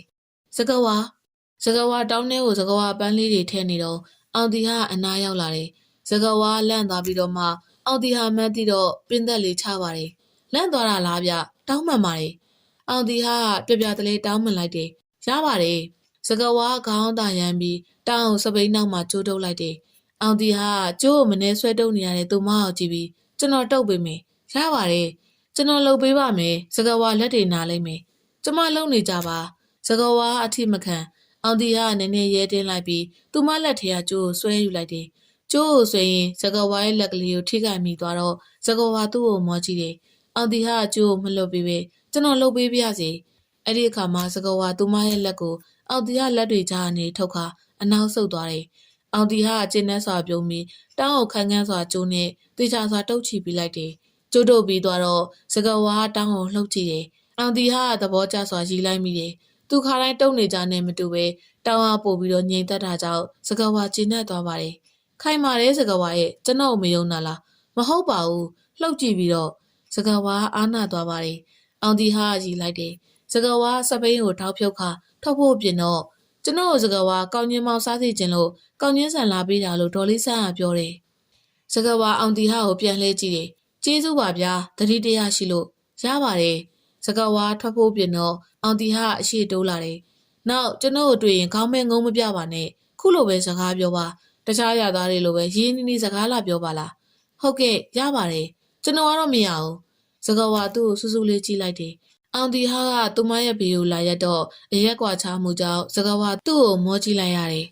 တရွာလုံးမှာစကားဝါတယောက်ပဲကျွန်တော်ပေါ်စိမ့်သက်နေတာကျွန်တော်နေရအဆင်မပြေလို့ပါတယောက်မျက်နှာတယောက်ကြကြစိုက်ကြည့်နေမရင်စကားဝါအရင်မျက်နှာလွယ်တယ်တောင်းမှန်ပါတယ်အောင်တီဟာပြပြတလဲဖြစ်သွားတယ်ဟာမဟုတ်တာကျွန်တော်စကားဝါနဲ့ဒီခတ်ပို့ပြီးတော့ခင်မင်ချင်းလို့ပြောတာပါစကားဝါတစ်မျိုးမထင်ပါနဲ့စကားဝါကောင်းငင်ကိုမောကြည့်တယ်ညနေရောက်နေပြီမို့သူမသွားပါတော့မေဒီတက်ဖို့အချိန်လင်းသွားရင်တော့အပြတ်မိုးချုပ်လိုက်မယ်ဟုတ်ကဲ့ကျမသွားပါဦးမေမနေရလို့အပြတ်နောက်ကျမှစိုးလို့ပါအောင်တီဟာသူ့ကြောင့်စကားဝါပန်းပို့ဖို့နောက်ကျနေမှတတိထားပြီးတော့အားနာသွားတယ်စကားဝါနောက်ကျရင်ကျွန်တော်လာကြိုပါမယ်စကားဝါသူ့ကိုလှည့်ကြည့်တယ်ဒါပေမဲ့ဘာမှမပြောပါသူမနင်းထွက်သွားတယ်အောင်တီဟာစကားဝါနဲ့စကားပြောတိုင်းသူမနဲ့တွေ့တိုင်းသူ့ကိုယ်သူတာမန်လူတယောက်လိုခံစားရတယ်သူ့ကိုရုပ်ရှင်မင်းသားလိုမဆက်ဆံတဲ့တယောက်ထဲသောသူမို့စကားဝါနဲ့ဆိုသူ့ကိုယ်သူအရသာတယောက်လိုပဲထင်မြင်မိပါတယ်ညနေပဲအောင်တီဟာအိမ်ရှိမှထိုင်နေတော့စကားဝါရဲ့အမေဖြစ်ဟန်တူတဲ့အမျိုးသမီးကိုလှမ်းတွေးလိုက်ရတယ်အောင်တီဟာစကားဝါရဲ့အိမ်ဘက်ကူးသွားပြီးအဲ့ဒီအမျိုးသမီးကိုနှုတ်ဆက်လိုက်ပါတယ်အတော်ကျမ်းမာရဲ့လားဗျအဲ့ဒီအမျိုးသမီးကအောင်တီဟာကိုတေချာကြည့်တယ်မကျမ်းမာတဲ့သူမို့မျက်နှာအယောင်ဖြော့နေပါတယ်လူကခပ်ပမင်ဖြစ်ပြီးအသားကတော့သမီးဖြစ်သူစကားဝါလိုပဲဝင်းဝါနေပါတယ်ဒေါ်လေးဆန်းထက်တော့ငယ်ပုံရပါတယ်အမျိုးသမီးကအောင်တီဟာကိုကြည့်နေရင်ရင်းနှီးသလိုဖြစ်သွားပြီးမျက်နှာမှာအပြုံးတို့ဝင်ရောက်လာပါတယ်ဒါဘသူတော့ရုပ်ရှင်မင်းသားအောင်တီဟာမလားအတော်အမြင်များမှားသလားကွယ်အမြင်မမားပါဘူးကျွန်တော်အောင်တီဟာပါအမျိုးသမီးကဝမ်းသာအရာနဲ့အောင်တီဟာရဲ့လက်ကိုကိုင်ကဟဲတကယ်တော့သမီးကမင်းသားဘေးမှာရောက်နေတယ်လို့ပြောတော့မယုံဘူးတကယ်ရောက်နေတာပေါ့ဟုတ်ပါတယ်တော့ကျွန်တော်ဒီမှာ9ရက်လောက်ရှိပါပြီမင်းသားလာအိမ်ထဲဝင်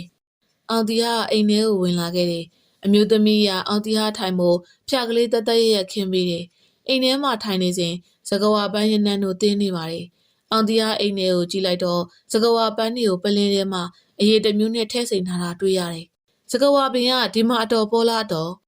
့ဒီရွာလေးမှာကရှိတော့ရှိတယ်မင်းသားရဲ့စကားဝါပန်းအပေါ်ဆုံးနေရာကတော့ပုတ်ပါတောင်ပေါ့စကားဝါပွင့်နေဆိုရင်တထောင်လုံးလှိုင်းနေအောင်ပွင့်တာအောင်တီကရွှေနဲ့ရိုးမပန်းစကားကပြလေးကိုတတိယသွားပါတယ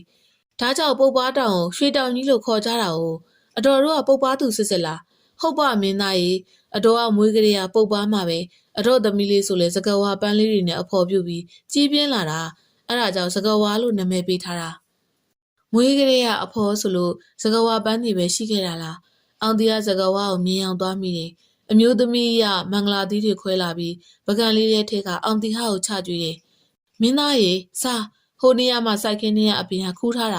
ာဒီအပင်တွေကပန်းမလာတွေလေတိတ်ချိုတာအောင်တီဟာတစိမ့်ယူပြီးတော့စားလိုက်ပါတယ်အရေးရွှမ်းပြီးစိတ်နေဝါလို့ကောင်းနေဒီပလင်းတွေကရောင်းလာလာတော့စကားဝါပလင်းတွေကိုကြည့်ပြီးတော့မေးလိုက်ပါတယ်ဟုတ်တယ်မင်းသားရေဘယ်မှသွားရောက်တာလဲဗျတခါတလေပုတ်ပါတောင်မှာရောက်နေတခါတလေကျသမီးကပုတ်ပါမြို့တွေယူသွားပြီးတော့ဝဲသူတွေစီပို့တယ်ကျွန်တော်လည်းအပြန်ဝဲသွားအောင်မေမင်းသားလို့ချင်းအလကားပေးမှာပေါ့မင်းသားရဲ့အောင်တီဟာမင်္ဂလာသီးစားနေရင်ပြုံးလိုက်မိပါတယ်ဒီကရွာသားတိုင်းသဘောမနှောကောင်းကြတယ်ဒီရွာလေးကိုပို့ပြီးတော့နှစ်သက်သဘောကျလာမိပါတယ်တစ်ချိန်အမှုပညာအလုပ်တွေရနာလိုက်ရင်ဒီရွာလေးမှာလာအခြေချဖို့အောင်တီဟာစိတ်ကူးလိုက်မိတယ်အိမ်ရှိမှာစပိတ်ထောက်တန်ကြတော့အောင်တီဟာကဲကြည့်တယ်အမျိုးသမီးကသမီးပြန်လာပြီလားလို့လှမ်းမိတယ်ဟုတ်ကဲ့အမေပြန်ဖြေပုံကရင်ကျေးပါတယ်စကားဝါအိမ်ထဲကိုဝင်လာတော့အောင်တီဟာကိုမြင်သွားတယ်အောင်တီဟာပြုံးပြလိုက်ပြီးဒီနေ့ဆိုးတယ်နော်စကားဝါကျွန်တော်စကားဝါနောက်ကျနေမနေ့ကလို့ကိုမြင့်လူနဲ့လာကြိုဖို့စဉ်းစားထားတာကျေးဇူးပါမင်းသားရဲ့အမျိုးသမီးကအောင်တီဟာလက်ကလေးကိုကန်ကကျေးဇူးတင်စကားဆိုတယ်စကားဝါသူ့အမေဘေးမှာလာထိုင်ချပြီးအမေနေလို့ပေါ့ရဲ့လားအောင်တီဟာအမေဖြစ်သူကိုဂရုတစိုက်ရှိတဲ့စကားဝါကိုငေးကြည့်နေမိတယ်အမျိုးသမီးကစကားဝါရဲ့ပေါင်လေးပေါ်လက်တင်ကပြုံးနေပါတယ်ပေါ့ပါတယ်သမီးရဲ့ငါသမီးလေးနေတိုင်းပန်းသွားဖို့ရတာမောရောပေါ့အမျိုးသမီးကစိတ်မကောင်းစွာပြောလာတော့အောင်တီကမျက်နှာမကောင်းဖြစ်သွားရတယ်စကားဝါသူ့အမေကိုပြုံးပြနေပါတယ်မမောပါဘူးမီ အောင်တီဟာမင်္ဂလာတိဘက်ကနေတစေးယူကစကဝါကိုပေးမိတယ်စကဝါလက်နှစ်ဖက်နဲ့ယူလိုက်ပြီးတော့မြင်းသားစားစားတယ်သူမရဲ့အပြုမူသူမရဲ့လှုပ်ရှားမှုတစ်ခုချင်းစီတိုင်းကတိမ်မွေးပါတယ်အောင်တီဟာပြန်တော့စကဝါအိမ်ရှိဘက်ထိလိုက်ပို့ပါတယ်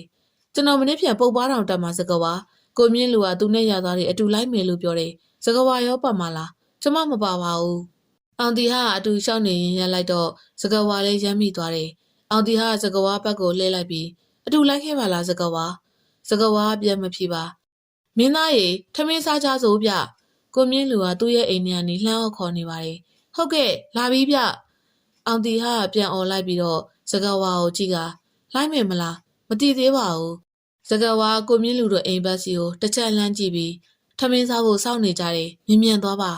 စကဝါအိမ်ထဲကိုပြန်ဝင်သွားတယ်အောင်တီဟာစိတ်မတင်မကြနဲ့ပြန်လာခဲ့ရတယ်သူမကိုစိတ်ထဲမှာဆွဲနေမိအောင်အမြဲလှုပ်တတ်တယ်သူမကတော့မယူရပါကြောင်းပြောချင်ပြောလိမ့်မယ်အောင်တီဟာမှာတော့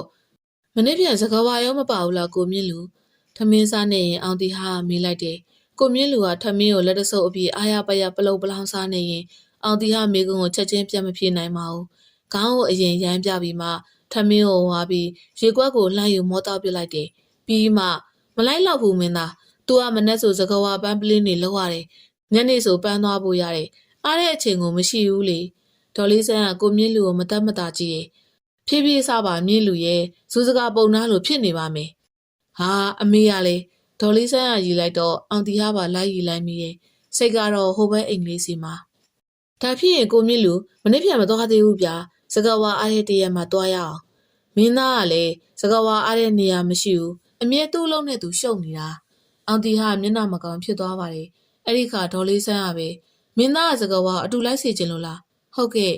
အောင်တီဟာဝန်ခံနေဒေါ်လေးဆန်းကပြုံးလိုက်ပါတယ်သူမမင်းသားအသေးကွဲလာတာကိုသိသိတဲ့လောက်သိထားတာမို့တခြားမင်းကလေးပေါ်စိတ်ဝင်စားရှိနေတာကိုဝမ်းသာမိပါတယ်အင်းလေစကဝါလေးလည်းသူသွားချင်တဲ့နေရာကိုတွားရလာရတယ်ဆိုတာမရှိဘူးကျွန်တော်လည်းအဲ့လိုထင်ပါတယ်ဒေါ်လေးဆန်းအဲ့ဒါကြောင့်တရက်လောက်ပဲဖြစ်ဖြစ်ကျွန်တော်တို့နဲ့အတူတူပျော်ပျော်ရွှင်ရွှင်နေစေချင်လို့ပါဒေါ်လေးဆန်းကထမင်းစားခြင်းကိုလက်ဆတက်ပြီးတော့လက်စည်းစလုံးနဲ့လက်နိုင်ဆေးလိုက်တယ်လက်တော့ဝတ်နဲ့လက်ကရည်တွေကိုတုပ်လိုက်ပြီးဒေါ်လေးဆန်းသူ့အမေကိုတွားပြောလိုက်မယ်မင်းသားမနေ့ပြန်စကဝါလေးကိုလိုက်ခိုင်းမှုကျေးဇူးပါဒေါ်လေးဆန်းကစကဝါရဲ့အိမ်ဘက်ထွက်သွားပါတယ်ထမင်းစားခြင်းအပေါ်ခုမှစိတ်ပါတော့တယ်အောင်တီဟာခုမှထမင်းစားတယ်ကိုမြင့်လူကိုကြည့်လိုက်တော့နောက်တစ်ပကံထပ်ထဲနေပြီဖြစ်ပါတယ်အောင်တီဟာသဘောတကျကြီးတော့ကိုမြင့်လူကရဲမိပြီးမြမစားမှမြမလုံးနိုင်မှာမင်းသားရဲ့မင်းသားအဲ့လိုကြည့်ရတော့ကျုပ်ရှက်တောင်ရှက်လာပြီအောင်တီဟာရင်လက်ကပြရတယ်မရှက်ပါနဲ့ဗျာခုလိုစားနိုင်လို့ကျမ်းမရေးကောင်းတာကိုမြင့်လူရဲ့စားတာစားဒါဆိုရင်မရှက်တော့ဘူးဗျာကိုမြင့်လူကပကံနဲ့ဟင်းမြခတ်ထည့်ပြီးတော့အာရပါရနေကခေါင်းငုံမီလွေးတော့တယ်ခဏနေတော့ဒေါ်လေးဆန်းပြန်ရောက်လာတယ်ဒေါ်လေးဆန်းကိုမြင်ချင်းကိုမြင့်လူကဘာပြောလဲအမေမင်းသားရေစကဝါအမေကလိုက်ခိုင်းမိမယ်စကဝါမလိုက်တော့ဘူးပြောတယ်ဘာလို့လဲဒေါ်လေးဆန်းသူမားလို့ပါတဲ့အဲ့ဒီအခါကိုမြင့်လူကပလုံပလောင်နဲ့ကျုံမပြောဘူးလားမင်းသားရေအောင်တီဟာစိတ်မကောင်းဖြစ်သွားရပြန်ပါတယ်သူမအတူလိုက်ဖို့ခေါ်ရတာကဒီလောက်တောင်ခက်ခဲသလားသူမဘာတွေမအားလဲရတာလဲအောင်တီဟာအေးရပေါ်ရောက်တဲ့အထိအိမ်မပြောပါဘူးနှစ်ဘူးပေါ်လက်တင်မျက်လုံးမှွေးလိုက်တိုင်းစကဝါရဲ့မျက်နှာကိုပဲမြင်နေရတယ်။သစိမ်းဆန်တဲ့အပြုအမူတွေအပြောဆိုတွေပြီးတော့ဘယ်တော့မှစုံအောင်မကြည့်တဲ့သူမရဲ့မျက်လုံးတွေအောင်တီဟာအိမ်မပြောတာနဲ့ပရင်ပေါက်နာကိုထွက်လာလိုက်ပါတယ်။ညကလေးကအေးချမ်းပြီးတော့တိတ်ဆိတ်နေတယ်။ခြေရောင်လိုက်အောင်နေအောက်မှာတောင်တန်းကြီးရဲ့နဲ့စိုက်ခင်းလေးတွေကိုဝိုးတဝါမြင်ရတယ်။ပရင်ပေါက်များမီးလင်းနေတဲ့အိမ်လေးတွေကိုလည်းလှမ်းမြင်ရတယ်။အောင်တီဟာစကဝါရဲ့အိမ်ကိုလှမ်းကြည့်လိုက်တော့ပရင်ပေါက်တစ်ချက်ပွင့်နေပြီးအဲ့ဒီပရင်ပေါက်ကနေမင်းအလင်းရောင်ရှန်ထွက်နေတာကိုမြင်ရတယ်။စကဝါမအိပ်သေးတာများလား။အောင်တီဟာအိမ်ပေါ်တက်ရဲ့နောက်ဖေးဘက်လှေကားကနေအိမ်ရောက်ကိုဆင်းလာလိုက်တယ်။အိမ်ရောက်တော့စကဝါတို့အိမ်ပရင်ပေါက်ကိုလှမ်းကြည့်လိုက်တယ်။စောနာကမီးလင်းနေတဲ့ပရင်ပေါက်ကလေးကိုအချိန်တော်ကြာလှမ်းကြည့်နေမိပေမဲ့စကဝါကိုမတွေ့ရပါဘူး။ပရင်ပေါက်ပိတ်ဖို့မေ့သွားတာနေပါလိမ့်မယ်။အောင်တီဟာအိမ်ပေါ်ကိုပြန်တက်ဖို့ပြင်ပြီးမှခြေလင်းရက်ခါနောက်တစ်ချိန်လှမ်းကြည့်လိုက်တယ်။စကဝါကစောက်လေးတုံးနဲ့ပရင်ပေါက်နာမှာရှိနေပါတယ်။အောင်တီဟာဝမ်းသာသွားပြီးပရင်ပေါက်စီရှောက်လာလိုက်တယ်။အောင်တီဟာမလန်းမကန်းကနေလှမ်းကြည့်လိုက်တော့စကဝါရဲ့အိယာကရင်ကပရင်ပေါက်ပြီးနာမှာရှိတာပါ။ခြေနှောင်လေးကိုအပေါ်မှာလိမ့်တင်ထားပြီးတော့သူမစာအုပ်ဖတ်နေခြင်းပဲဖြစ်ပါတယ်။စကဝါ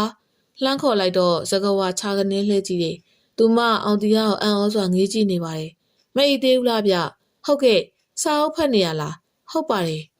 စကဝါစာအုပ်စီမျက်နှာပြန်ရောက်သွားတယ်။အောင်တီဟာပဒင်းပေါက်စီပိုနီးအောင်လို့တိုးလာလိုက်တယ်။ပဒင်းပေါက်ကအောင်တီဟာရဲ့ခါလောက်တာမြင်တာမို့အထဲကိုလှမ်းကြည့်လို့ရတယ်။စကဝါကရင်ပေါ်မှာခြေထောက်ကလေးစန့်ထိုင်ကနေရန်ကိုမိပြီးတော့စာအုပ်ဖတ်နေခြင်းပဲဖြစ်ပါတယ်။သူမအောင်တီဟာဘက်ကိုကြောခိုင်းလျက်အနေထားအောင်တီဟာအနားလာပြီးတော့သူမရဲ့ပခုံးထက်ကနေစာအုပ်ကိုကဲကြည့်လိုက်တယ်။ဘာစာအုပ်လဲဗျရွှေတကုံသမိုင်းเจ้าမှာစကဝါစိတ်ဝင်စားလို့လာ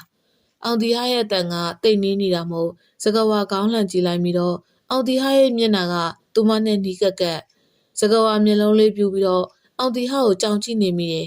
အောင်တီဟာကသူမကိုပြန်ကြည့်လာမှနှစ်ယောက်သားအရန်နီးကပ်နေမှန်တရိယာကမင်းသားစကဝါအလန်တကြားခေါ်ကပရင်းပေါင်နာအနှဲငယ်ခွာပြီးတော့ပြင်ထိုင်နေအောင်တီဟာမတက်ပြင်ရလိုက်ပြီးစကဝါကိုအားနာစွာကြည့်တယ်တောင်းမှတ်ပါတယ်ဗျာဘာစာကိုလဲသိကျင်စိတ်နဲ့အနားလာကြည့်မိတာပါစကဝါမျက်နှာလေးလွှဲသွားတယ်အောင်တီဟာနေရခတ်နေတဲ့အခြေအနေကိုဖြုတ်ခွင်းမှုစဉ်းစားရင်စကဝါရွှေတကုံဖျားဖူးကျင်လို့လားဟုတ်ကဲ့ကျွန်တော်ရန်ကုန်ပြန်ရောက်ရင်စကဝါတို့ရွာရွှေတကုံဖျားဖူးကျင်သူတွေအတွက်ကားစီစဉ်ပေးမယ်စကဝါတကယ်လားဆိုတဲ့မျောလင်းကြရောင်ကြီးတန်းနေတဲ့မျက်ဝန်းလေးလေးနဲ့ကြည်လာတယ်သူမမွေးကလေးကပုတ်ပန်းမှာပဲနေခဲ့ရတာမို့ရန်ကုန်ကိုရောက်ဖူးချင်လာတယ်ရွှေတကုံဖျားဖူးချင်လာတယ်ရောက်ဖူးသူတွေကိုမေးကြည့်တော့ပုတ်ပန်းနဲ့ရန်ကုန်ကဘလောက်မှမဝေးဘူးလို့ပြောကြတာကြားဘူးတယ်ဒါပေမဲ့စကဝါမှမရောက်ဘူးတာပဲဝေးဝေးစကဝါအတွက်တော့တွားဖို့မလွယ်တဲ့နေရာပဲဖြစ်ပါတယ်အောင်တီဟာသူ့ကိုငေးကြည့်နေတဲ့စကဝါကိုပြန်ပြုံးပြလိုက်တော့စကဝါကခေါင်းငုပ်သွားပါတယ်ကျေးဇူးတင်ပါတယ်အချိန်ကြီးကပြန်ပြီးတော့တိတ်ဆိတ်သွားပြန်တယ်ရုပ်ရှင်မင်းသားအောင်တီဟာတယောက်လုံးအနားမှာရှိနေတာတော့စာအုပ်လောက်စိတ်ဝင်စားမှုမရှိတဲ့ဒီမိန်းကလေးကိုအံ့ဩမိပါတယ်အောင်တီဟာခုမှပဲကိုယ့်ကိုယ်ဘာမဟုတ်တဲ့တာမန်လူတယောက်လိုတေချာခံစားလိုက်ရတယ်အတော်အိပ်ပြီလားစကဝါဟုတ်ကဲ့စကဝါစာအုပ်မှာပဲမျက်နှာကိုထားတယ်အောင်တီဟာသူမကိုကြည့်ပြီးဘာလို့မှမသိတော့ပါဘူးဆက်ပဲရက်နေရမလားအိမ်မော်ပဲပြင်ရမလားမနေ့ပြန်ကျွန်တော်တို့နဲ့အတူလိုက်ခဲ့ပါလားစကဝါအောင်တီဟာကိုကြည့်လိုက်တယ်ဒေါ်လေးဆန်းကလည်းသူမရဲ့အမေကိုလာပြောသွားပါတယ်သူမမလိုက်ချင်ကြောင်ပြောလိုက်ပြီးမှလားမလိုက်တော့ပါဘူးအောင်တီဟာရှေ့ကိုတိုးလာတယ်ဘာလို့လဲဗျမအားလို့ပါအောင်တီဟာအလိုမကျစွာနဲ့ရှေ့ကိုပို့တိုးလာတယ်အဲ့ဒီအခါစကဝါသူ့ကိုထိတ်လန့်စွာကြည့်မိတယ်ဘာမအားတာလဲစကဝါတခြားရသားတွေတော့အတူလိုက်ကြမှာပဲ哦စကဝါအားငယ်စွာနဲ့မျက်နှာလွှဲလိုက်မိတယ်သူတို့နဲ့ကျမမတူလို့ပါအောင်တီဟာအားမလို့အားမရဖြစ်သွားတယ်ဘာမတူတာလဲစကဝါရှိပါတယ်ဘာရှိတာလဲစကဝါသူ့ကိုကြောင်ကြောင်လေးကြည့်နေမိတယ်အောင်တီကအလိုမကျတဲ့မျက်နှာမှာမျက်ခုံးတွေကိုမှေးကျုပ်ထားတယ်အမြဲဘာလို့စကားကိုတေချာမပြောတာလဲစကဝါကျွန်တော်နဲ့စကားပြောရင်အမြဲဒီပုံစံမင်းစကဝါကျွန်တော်အားမနာမိဘူးလားစကဝါအောင်တီဟာစူးစူးလေးကြည့်မိတယ်သူမရဲ့မျက်နှာလေးတင်းသွားပေမဲ့ဒေါသထွက်ပုံတော့မပေါ်ပါအောင်တီဟာပဲဆက်ပြီးကျွန်တော်ကစကဝါကိုအတူလိုက်စီခြင်းလို့ခေါ်တာပါစကဝါဘာလို့ဒီလောက်ညင်းနေရတာလဲပြောပါအောင်ကျွန်တော်အပေါ်မာနထားနေရလားစကဝါသူ့ကိုစိုက်ကြည့်တယ်ကျမလိုက်လို့မရလို့ပါမင်းသားပေါ်မာနထားတာမဟုတ်ပါဘူးကျမတခြားရသားတွေလို့မဟုတ်ပါဘူးတခြားရသားတွေမှာမိဘဆွေမျိုးတွေရှိကြပါတယ်သူတို့တည်းရဲ့လောက်အလုပ်ပြည့်ရုံနဲ့မငတ်ကြပါဘူးဒါပေမဲ့ကျမတည်းရဲ့အလုံးမလုံးရင်ငတ်မှာပါကျမမှာကျမအမေရဲ့ဆေးဆေးရှိပါတယ်ကျမတယောက်တည်းတာဝန်ယူထားရတာမို့အလုပ်တည်းရဲ့လီတော့မလုပ်လို့မရပါဘူးအောင်တီဟာသူမရဲ့စကားတွေကိုနားထောင်ရင်သူမကိုတနာသွားမိတယ်သူမဘက်ကိုဘာမှမသိပဲကိုဖြစ်ချင်တာကိုပဲပြောခဲ့မိတဲ့အတွက်နောင်နာရမိပါတယ်အောင်တီဟာစကားဝါကိုအားနာသွားရပါတယ်ကျွန်တော်တောင်းပန်ပါတယ်စကာ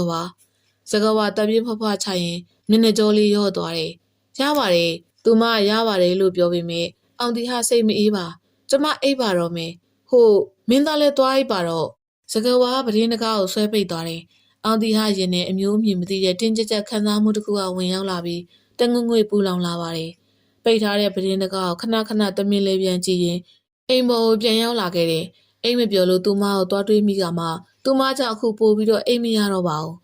းရွာသားတွေဒေါ်လေးဆန်းတို့အိမ်ရှိမှာစုစုယုံယုံရောက်ရှိနေကြပါတယ်အားလုံးပုတ်ပွားတောင်ကိုသွားဖို့အစဉ်သစ်ဖြစ်နေကြပါတယ်အဲ့ဒီရဲ့ချင်းစကဝါသူမရဲ့အိမ်တွေကထွက်လာပါတယ်ဒေါ်လေးဆန်းတို့အိမ်ရှိရလူတွေကိုလှမ်းကြည့်နေတာကိုအောင်တီဟာမြင်လိုက်ရတော့ရင်ထဲမကောင်းပါဘူးရွာသားများထဲမှာအမျိုးသမီးတူကစကဝါကိုလှမ်းကြည့်ပြီးစကဝါရေမလိုက်ဘူးလားစကဝါခေါင်းရမ်းပြတယ်အောင်တီဟာကိုမြင်တော့မျက်နှာလွှဲသွားပြီးဒီဘက်ကိုထပ်မကြည့်တော့ပါဘူးအောင်တီဟာမျက်နှာမကောင်းဖြစ်သွားပါတယ်ကားပေါ်ရောက်တဲ့အထိအောင်တီဟာစကဝါကိုပဲကြည့်နေမိတယ်စကဝါကသူမအမေနဲ့အိမ်ရှိမှဖျားလေးခင်းကစကဝါပလင်းနေလုံနေပါတယ်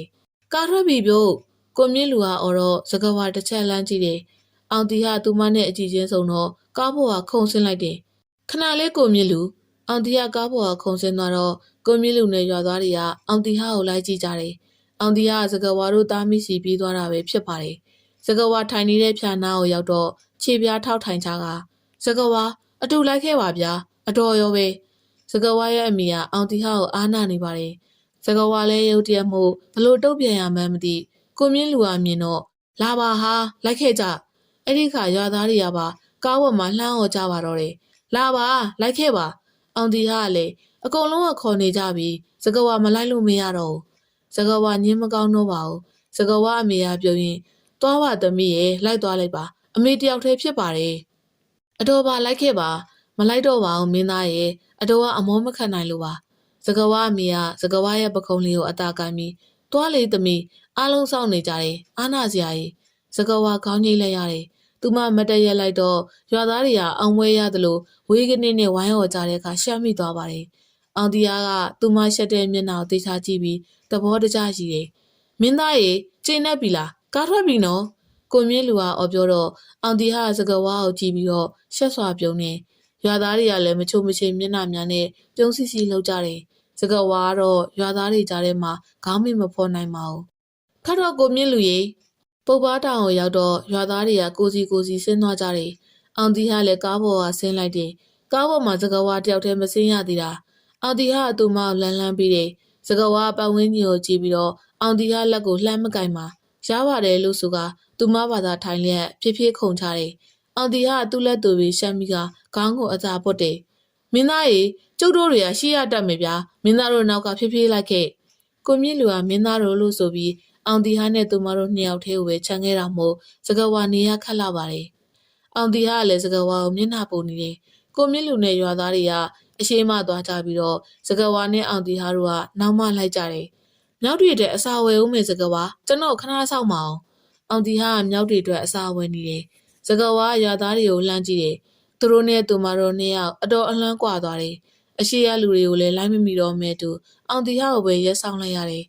အောင်တီဟာငှက်ပြောသီးတွေမုတ်တွေဝယ်ပြီးတော့ပြန်ရောက်လာတော့ရွာသားတွေကိုအတော်အဝေးမှမြင်ရတယ်ကိုမြင့်လူတို့ကလည်းစောင့်နှောင်းမဆောင်ဘူးအောင်တီဟာစကဝါကိုကြည့်မိတယ်အားနာလိုက်တာစကဝါရဲ့ရုပ်ရှင်မင်းသားအောင်တီဟာမှန်သိကြတဲ့သူတွေကဝိုင်းကြည့်ကြတယ်မင်းသားဘေးမှာမိန်းကလေးတယောက်အတူပါနေတော့ကွက်ကြည့်ဒါပေမဲ့ရွာကန်လမ်းညွန်ဖြစ်လိမ့်မယ်လို့တတ်မှတ်ကဘသူမှမဆက်စုကြပါဘူးစကဝါကတော့လူတွေဝိုင်းကြည့်ခံရတာကိုမနစ်သက်ပါဘူးအောင်တီဟာရဲ့လက်ထဲမှာငှက်ပြောသီးပါလာတာကိုသိတော့မြောက်တွေကအပြေးရောက်လာကြတယ်စကဝါလက်နဲ့ကုတ်လိုက်မအောင်လန့်နေတယ်အောင်တီဟာသူ့လက်ထဲကငှက်ပြောသီးနည်းနည်းစကဝါစီခွဲပြီးတယ်ပြီးရဲ့နောက်သူမလက်နေမှန်းသိတော့သူ့ရဲ့လက်မအောင်မြှောက်ပြီးတယ်စကဝါကြောက်ရင်ကျွန်တော်ကိုကင်ထားပါစကဝါသူ့ကိုကြည့်တယ်ပြီးတော့ဘေးကလူတွေကိုကြည့်မိတယ်ဘေးကလူတွေကလည်းသူမတို့ကိုကြည့်လျက်ရှိနေပါတယ်စကဝါမျက်နှာတီတီလေးနဲ့ကျမတက်နေကြပါမင်းသားလက်မောင်းတစ်ဖက်ပါရှဲရပြန်ပါတယ်စကဝါလှဲထွက်တော့အောင်တီဟာရုတ်တရက်သူမရဲ့လက်မောင်းနှစ်ဖက်ကိုအနောက်ကနေအတင်းလှမ်းဆွဲထားတယ်စကဝါလှမ်းနေတဲ့ခြေလမ်းတွေပင်ရက်သွားတယ်စကဝါသူ့ကိုအလံတကြားမောကြည့်ကမင်းသားဘာလုပ်တာပါလဲဝိုင်းကြည့်နေကြတယ်မဆွဲပါနဲ့စကဝါအတင်းယုံနေတယ်အောင်တီဟာသူမကိုအတင်းပြန်ဆွဲထားပြီးစကဝါညင်ညင်ရက်နေဟိုမှာစကဝါစီပြေးလာကုန်ကြပြီအောင်တီဟာမေးဆက်ပြတော့စကဝါလှမ်းကြည့်လိုက်ပါတယ်သူမလက်ထဲကငှက်ပြောသီးတွေကိုလူဖို့မြောက်တွေကပြေးလာနေကြတယ်စကဝါလန့်ပြီးအောင်တီဟာဘက်ကိုလှည့်ကလက်မောင်းကိုကြစ်ပါအောင်ဆွဲထားလိုက်တယ်အောင်တီဟာခုမှကြောက်နေတဲ့သူမကိုကြည့်ပြီးတော့ရင်မိတယ်ငှက်ပြောသီးတွေပြစ်ချလိုက်လေစကဝါရဲ့သူမရဲ့လက်ထဲကငှက်ပြောသီးတွေကိုမြောက်တွေစီလှမ်းပစ်ပြီးလိုက်တယ်ပြီးမှကြောက်လန့်နေတဲ့မျက်ဝန်းလေးနဲ့အောင်တီဟာကိုတတိတရမောကြည့်လာတယ်အောင်တီဟာရဲ့မျက်ဝန်းလေးထဲမှာရီမြူးရိပ်တွေမြင်ရမှသူ့ရဲ့လက်မောင်းကိုဆွဲထားမိမှန်တည်းရသွားတယ်စကဝါရုပ်ချင်းမျက်နှာလေးတည်သွားကအောင်တီဟာရဲ့လက်မောင်းကိုလှော့လိုက်ပြီးခက်ခေါက်ကပြင်ရက်တယ်အောင်တီဟာသူမကိုချစ်စနိုးကြည့်ရင်စကဝါတက်နေကြတော့ဟုတ်ပါတယ်နော်စကဝါမျက်နှာလေးရဲနေတယ်ဟုတ်ပါတယ်ဒါပေမဲ့ကျမမြောက်တွေကိုကြောက်လို့ပါဘာလို့ကြောက်တာလဲစကဝါရဲ့ဆက်တက်လာရင်အောင်တီဟာမေးလိုက်တယ်ကျမငယ်ငယ်တုန်းကအမေနဲ့အတူပုတ်ပါတောင်တက်ရင်အမေကိုမြောက်ကုတ်တာခံခဲ့ရဘူးလေအဲ့ဒါကြောင့်အကုတ်ခံရမှကြောက်တာပါအဲ့ဒါကြောင့်ကြောက်ရင်ကျွန်တော်ကိုကင်ထားပါလို့ပြောတာပေါ့စကဝါရဲ့သူမမျက်လုံးလေးဝေးကကြည့်တယ်အတွတ်တက်ချင်တဲ့မျက်လုံးလေးမှန်အောင်တီဟာသိပါတယ်ပြီးမှသူမမျက်နှာလွှဲသွားပြန်ပါတယ်ရုပ်ရှင်မင်းသားပါမြောက်ကုတ်တာခံနေရရင်ခက်ရကြီးရဲ့ အောင်တီဟာပပတ်ရေးလိုက်တယ်အမြဲသူမသူ့အနာမကတ်ခြင်းသူနဲ့အနေမနီးခြင်းနဲ့အကြောင်းပြချက်မျိုးစုံနဲ့ဖျားပန်းလာရောက်တော့အောင်တီဟာစကားဝါတက်ပါဝဲပြီးတယ်စကားဝါကျေးဇူးတင်စကားပြောခြင်းနေမှန်းသိတာကြောင့်အောင်တီဟာကကျေးဇူးမတင်နဲ့တော့ရပါတယ်လို့အရင်ကြိုပိတ်တယ်အဲ့ဒီအခါကျတော့လေစကားဝါအားနာတဲ့မျက်နှာလေးနဲ့ကြည့်လာပြန်တယ်အောင်တီဟာလမ်းတစ်လျှောက်လုံးသူမလေးကိုအသေးတရရနဲ့သာအရေးတကြီးကြီးဖြစ်နေရပါတော့တယ်စကားဝါစာအုပ်ဖတ်တယ်ဆိုတော့ပုပ်ပါတောင်ကပန်းစားဘလူးမမေဝနအကြောင်းရောသိလာဗျစကားဝါအောင်တီဟာရဲ့တက်စီအောင်လွဲနေတဲ့စကားကိုလက်သင့်မခံစွာခေါင်းရင်ရမ်းနေဟင်းမေဝနပန်းစားဘလူးမမဟုတ်ရပါဘူးဟုတ်လားစကားဝါရဲ့ကျွန်တော်ကတော့မေဝနဆိုရင်ပန်းစားဘလူးမဆိုတဲ့အမည်နာမနဲ့တွဲသိနေတာစကားဝါရင်လေးတလို့တပ်ပြင်းလေးဖွားဖွားချတယ်ဒါဖြစ်ရင်ဘလူးတွေကအဲ့ဒီခေတ်အခါတုန်းကတကယ်မရှိခဲ့ဘူးပေါ့မဟုတ်ပါဘူးမင်းသားဖျားရှင်လက်ထက်မှာတော့ဘလူးတွေတကယ်ရှိခဲ့ပါတယ်ဒါပေမဲ့အနော်ရတာမင်းကြီးလက်ထက်မှာတော့ပုပ်ပါမှာဘလူးမတကောင်မျက်စိလည်လမ်းမှာပြီးရောက်နေခဲ့တဲ့အကြောင်းမျိုးမှတ်တမ်းမရှိပါဘူးစကားဝါဆိုလိုချင်တာကအောင်တီဟာသူမရဲ့စကားကိုနားမရှင်းတာကြောင့်တေချာမေးရပါတယ်စကားဝါကသူမအသိပညာကိုပြန်လည်ပြောပြတဲ့နေရာမှာတော့ရဲရင်ပြီးထက်မြက်တယ်ပုံမှန်စကားပြောသလိုမပွင့်တပွင့်လည်းမရှိတော့ပါဘူးမေဝနာတို့လူမျိုးစုကအသားငါလုံးဝမစားပါဘူးပန်းပွင့်တင်းမြင့်နဲ့တစ်သေးဦးလန်တွေပဲစားတဲ့တသက်လွတ်လူမျိုးတွေသူတော်စင်လူမျိုးစုလို့တောင်ပြောလို့ရတယ်ယောက်ျားရောမိန်းမရောမွေးကလေးကနေတည်တဲ့အထိသပင်လုံးဝမဖြတ်ကြအောင်ရုပ်ရည်ချောမောပြီးတော့ရွှေရောင်အသားရည်ရှိတယ်လို့ကျွန်မဖတ်ဘူးတယ်စကားဝါပြောပြမှအောင်တီဟာလေသူ့လွဲမနေတဲ့အထင်မြင်တွေကိုတုံးသက်မိလာပါတော့တယ်ဒါဆိုရင်ဘလို့ဖြစ်လို့ဘလူးမာဆိုပြီးလူတွေသမုတ်လိုက်ကြတာပါလေအောင်တီဟာစဉ်းစားတယ်စကားဝါထောက်ခံတဲ့အချင်းနဲ့ကြည့်ပြီးမှတကယ်တော့ပုပ်ပါဆိုတာပုပ်ဖပန်းဆိုတဲ့ဝေါ်ဟာရာဆင်းလာတာမလို့တစ်ချိန်ကပုပ်ပါတောင်ကပန်းမောင်းစုံပေါ်တဲ့တောင်ကြီးဖြစ်လောက်မယ်လို့ကျွန်မထင်တယ်ပြီးတော့ပန်းတွေကိုအာဟာရအဖြစ်စားလို့ရတယ်လို့ကျွန်မစာအုပ်တုံးမှာဖတ်ဖူးတယ်အောင်တီဟာခေါင်းညိပြီးစိတ်ဝင်စားနားထောင်နေပါတယ်ရုပ်ရှင်မင်းသားဖြစ်တဲ့သူတော်မသိတဲ့ဘ ഹു သူဒတွေကိုစကားဝါသိနေတာမို့လေးစားမိရင်နှစ်လို့ပဲဖြစ်ရတယ်စကားဝါကသူမရဲ့အသိပညာကိုပြန်မျှဝေပေးတဲ့နေရာမှာသူ့အပေါ်ရှိန်တာမျိုးမရှိတာမို့အောင်တီဟာပို့ပြီးတော့နှစ်သက်မိတယ်စကားဝါဆက်ပြီးဒီတော့ပန်းမောင်းစုံအာဟာရဖြစ်ချက်ပြုတ်စားတော့ကြတဲ့မေဝနာတို့လူမျိုးစုကိုပန်းစားသူတွေဆိုပြီးတော့ခေါ်ဝေါ်ကြရင်ပုပ်ပါသူလေးမေဝနာကိုလေပန်းစားဘလူးမဖြစ်ဒီနေ့ထိမှားရင်သမုတ်လိုက်ကြတာအောင်တီဟာအခုမှနားရည်လေပြီးတော့ခေါင်းငိမ့်မိတယ်ရုပ်ရှင်ဗီဒီယိုတွေမှာမေဝနာဆိုရင်ဘလူးကောင်းဆောင်ပြီးတော့ရိုက်ကူးကြတာတွေကိုအောင်တီဟာမြင်ခဲ့ဘူးလေနက်စင်နက်ကုန်းတွေမှာလည်းဘလူးကောင်းဆောင်ထားတဲ့ရုပ်ထုတွေသာရှိတာမို့အောင်တီဟာပြင်းသက်ချမိတယ်အစီရင်ဆက်လွဲမလာတဲ့အယူအဆကိုခုမှပြင်ဆင်ဖို့မလွယ်တော့ဘူးပဲအောင်တီဟာရဲ့စကားကိုစကားဝါလက်ခံခေါင်းငိမ့်ပါတယ်အမားကြရင်အမှန်ပြေဆိုသလိုကျွန်တော်တို့မြန်မာလူမျိုးတွေဆိုတာလေပထမဆုံးကြည်ဘူးတဲ့ဇက်ပွဲပထမဆုံးဖတ်ဘူးတဲ့စာအုပ်ကအမှန်လို့ယူဆပစ်လိုက်ကြတာ哦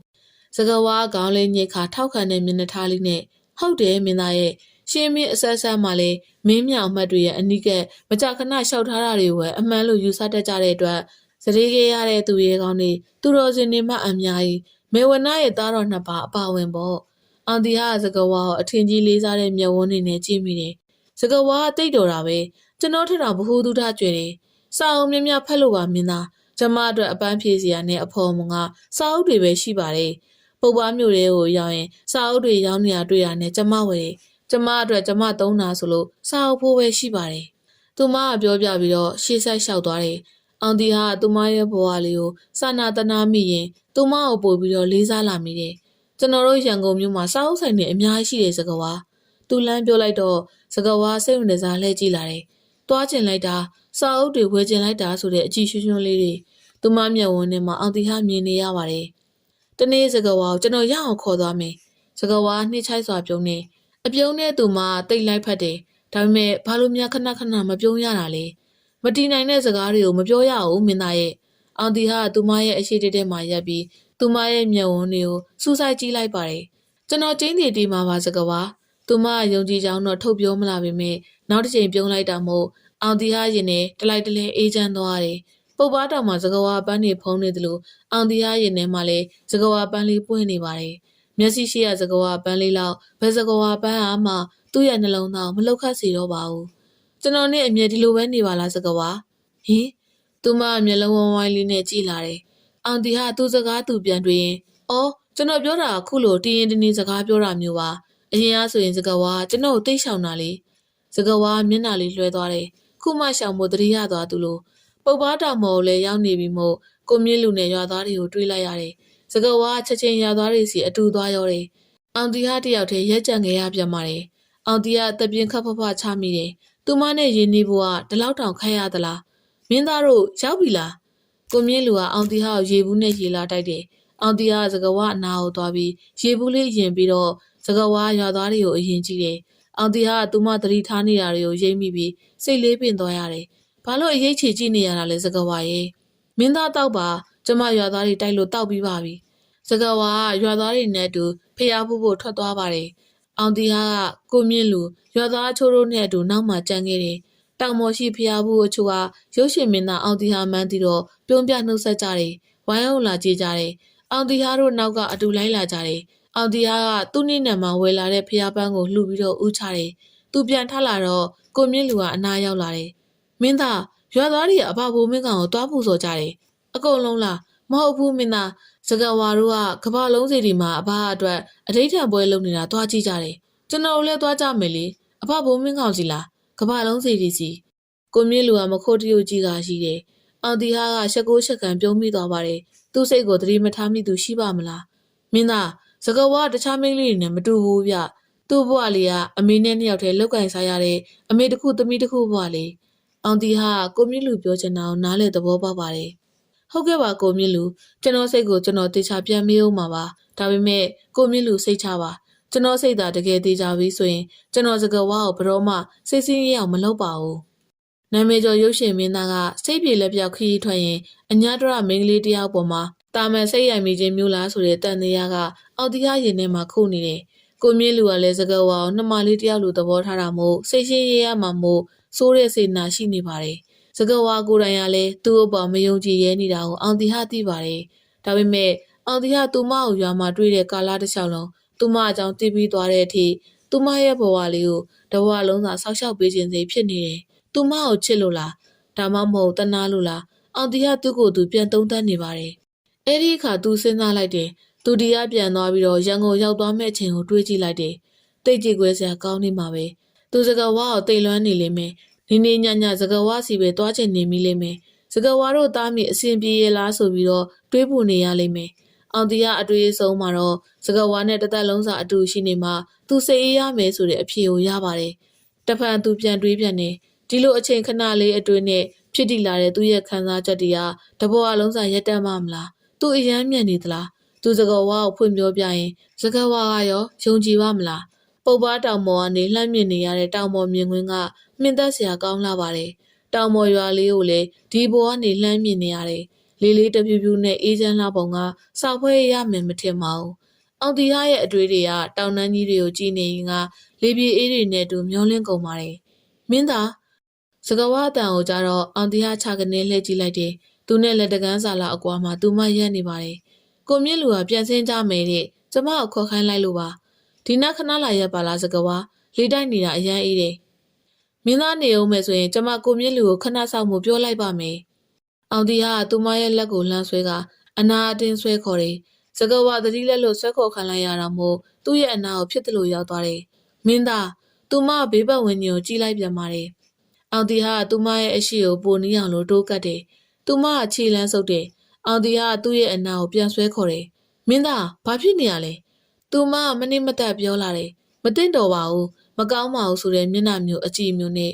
ကျွန်တော်စိတ်ကိုရွာသားတွေအကုန်လုံးသိနေပြီစကဝါပဲမသိသေးတာလားစကဝါမျက်နှာလွှဲသွားတယ်ကျွန်တော်ကိုကြည့်ပါစကဝါစကားပြောနေမျက်နှာကိုလွှဲမသွားပါနဲ့စကဝါမျက်လုံးကိုမှိတ်ပြီးတော့ကျဉ်းကျက်စွာတက်ပြင်းချတယ်ပြီးမှတစ်ချက်ပြန်မောကြည့်က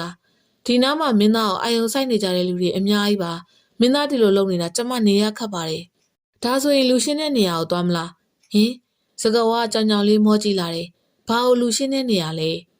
ဲလူရှင်းတဲ့နေရာဆိုတာဘယ်လိုနေရာမျိုးကိုပြောတာလဲမင်းသားစကဝါရှက်မြက်ဝန်းနေနဲ့မဝင်းမရဲကြည့်ရင်မေးလိုက်တယ်လူမရှိတဲ့နေရာပေါ့စကဝါကျွန်တော်လွတ်လွတ်လပ်စကားပြတ်မျောပေးလို့ရနိုင်မယ့်နေရာမျိုးပေါ့အဲ့လိုနေရာမျိုးကိုသွားကမှလူတွေမြင်အထင်ပိုလဲမှစိုးရတယ်ဒီမှာပဲပြောပါ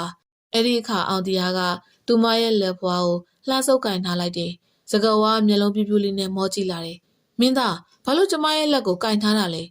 ကျွန်တော်ပြောမဲ့စကားတွေက စကားဝါလက်ကိုကင်ထားပြီးပြောမှကျွန်တော်အတွက်ပိုအနှစ်သာရရှိမှာမလို့ပါလူတွေမြင်နေပါတယ်မင်းသားမသိတော့ပါဘူးကျွန်တော်ကိုတင့်တော်တာမသိတော့တာတွေမပြောပါနဲ့တော့စကားဝါကျွန်တော်ကလူတွေကိုဂယုမဆိုင်ပါဘူးရုပ်ရှင်မင်းသားတယောက်ကလူတွေကိုဂယုမဆိုင်ဘူးဆိုတဲ့စကားကမဖြစ်နိုင်ပါဘူးစကားဝါကခေါင်းငုံငုံပြီးတော့မျက်နှာကိုလွှဲထားတယ်အောင်ဒီဟာသူမရဲ့အနာကိုပိုနီးအောင်တိုးရက်တယ်ကျွန်တော်ရဲ့အပြုတ်မှုတွေကတဆင့်ကျွန်တော်ရင်ထဲကစကားတွေကိုစကားဝါကြားနေရတယ်မလားကျွန်မမကြားရပါဘူးမလိမ္မာနဲ့စကားဝါအလိန်ကိုအမီးရဖတ်လိုက်နိုင်တာမို့စကားဝါကျင်းနဲ့ကြက်ထဲရောက်ရတယ်ကျွန်တော်မယုံလို့ဒီလိုအဖြစ်မျိုးပြန်ပြောတာလားအောင်ဒီဟာရဲ့လက်ထဲကစကားဝါရဲ့လက်ပွားလေးအေးဆက်နေတယ်ပုပ်ပွားတောင်ကြီးပေါ်ကတိုက်ခတ်နေတဲ့လေးအေးများကြောင့်လားမျက်နှာချင်းဆိုင်ရက်နေကြတဲ့သူတို့နှစ်ဦးသားကိုဘေဘီဝဲရလေးတွေကညှက်ပြီးတော့တိုက်ခတ်နေတယ်လို့မင်းသားကိုမြင့်လူရဲ့အတန်ကိုကြတော့စကားဝါဆက်ခနဲ့သူမရဲ့လက်ကလေးကိုဆွဲယူလိုက်မိတယ်ပြီးတော့ချက်ချင်းကြောခိုင်းလက်ထွက်သွားပါတယ်စကားဝါပြန်လှည့်မကြည့်ပါဘူးကိုမြင့်လူကသူ့ဘေးမှာဖြတ်သွားတဲ့စကားဝါကိုကြည့်ပြီးမှအောင်တီဟာအနာကိုရောက်လာတယ်မင်းသားကျုပ်အချိန်ငါ့ကိုဖျက်ဆီးတယ်လို့ဖြစ်သွားပြီလားအောင်တီဟာဘုံမင်းရှင်းရှင်းဆိုလာတော့ကိုမြင့်လူကိုသဘောတကျရေးလိုက်မိတယ်ဘာဖြစ်လို့လဲကိုမြင့်လူအော်အောက်မှာလူတွေစုနေကြတယ်မင်းသားအဆိုကောင်းတယ်လို့နာမည်ကြီးတော့ဂီတာနဲ့တချင်းတစ်ပုတ်လောက်ဆိုပြလို့ရမလားတဲ့ဂီတာလည်းငှားပေးထားတယ်ဆိုတာပေါ့ဗျာအောင်တီဟာတို့တောင်အောက်ကိုပြန်ဆင်းလာကြတယ်အထက်တုံးကလိုစကားဝါအောင်တီဟာဘေးမှာမရှိပါအောင်တီဟာအရှိမရွာသားတွေနဲ့တူဆင်းနေတဲ့စကားဝါကိုလှမ်းငေးနေတယ်တောင်အောက်ကိုရောက်တော့ရွာသားတွေကနေလဲဖျားဘူးလာတဲ့ခီးသွားတွေနဲ့လူတွေပြည့်နှက်နေတယ်အောင်တီဟာလူအုပ်ကြားထဲမှာချထားတဲ့ခုံကလေးမှဝင်ထိုင်လိုက်တော့ကိုမြင့်လူကဂီတာလာပြီးတယ်လူအုပ်ကြီးကအောင်တီဟာတချင်းဆိုတာကိုနားထောင်ဖို့အတွက်စိတ်လှုပ်ရှားနေကြတယ်လူတွေအများကြီးရဲ့မျက်လုံးများကြားကခက်ဆူးဆူးမျက်ဝန်းပိုင်ရှင်လေးကိုသာအောင်တီဟာလိုက်ရှာနေမိရဲ့လူပေါင်းများစွာရဲ့အကြည့်ကအောင်တီဟာစီမှာရှိနေပေမဲ့အောင်တီဟာရဲ့အကြည့်ကတော့စကားဝါစီမှာသာရှိနေပါတယ်စကားဝါကသူ့မောက်ပဲကြည့်နေတဲ့အောင်တီဟာကြောင့်လူတွေသတိပြုလာမိပြီးလူတွေရဲ့မျက်လုံးသူမအပေါ်ကြားရောက်လာမှကိုစိုးရိမ်နေမိတယ်စကားဝါကြောခိုင်းလိုက်မိစဉ်ဂီတာကျိုးများပေါ်ကတန်စင်တို့သူမနားစီပြန့်လွင့်လာပါတယ်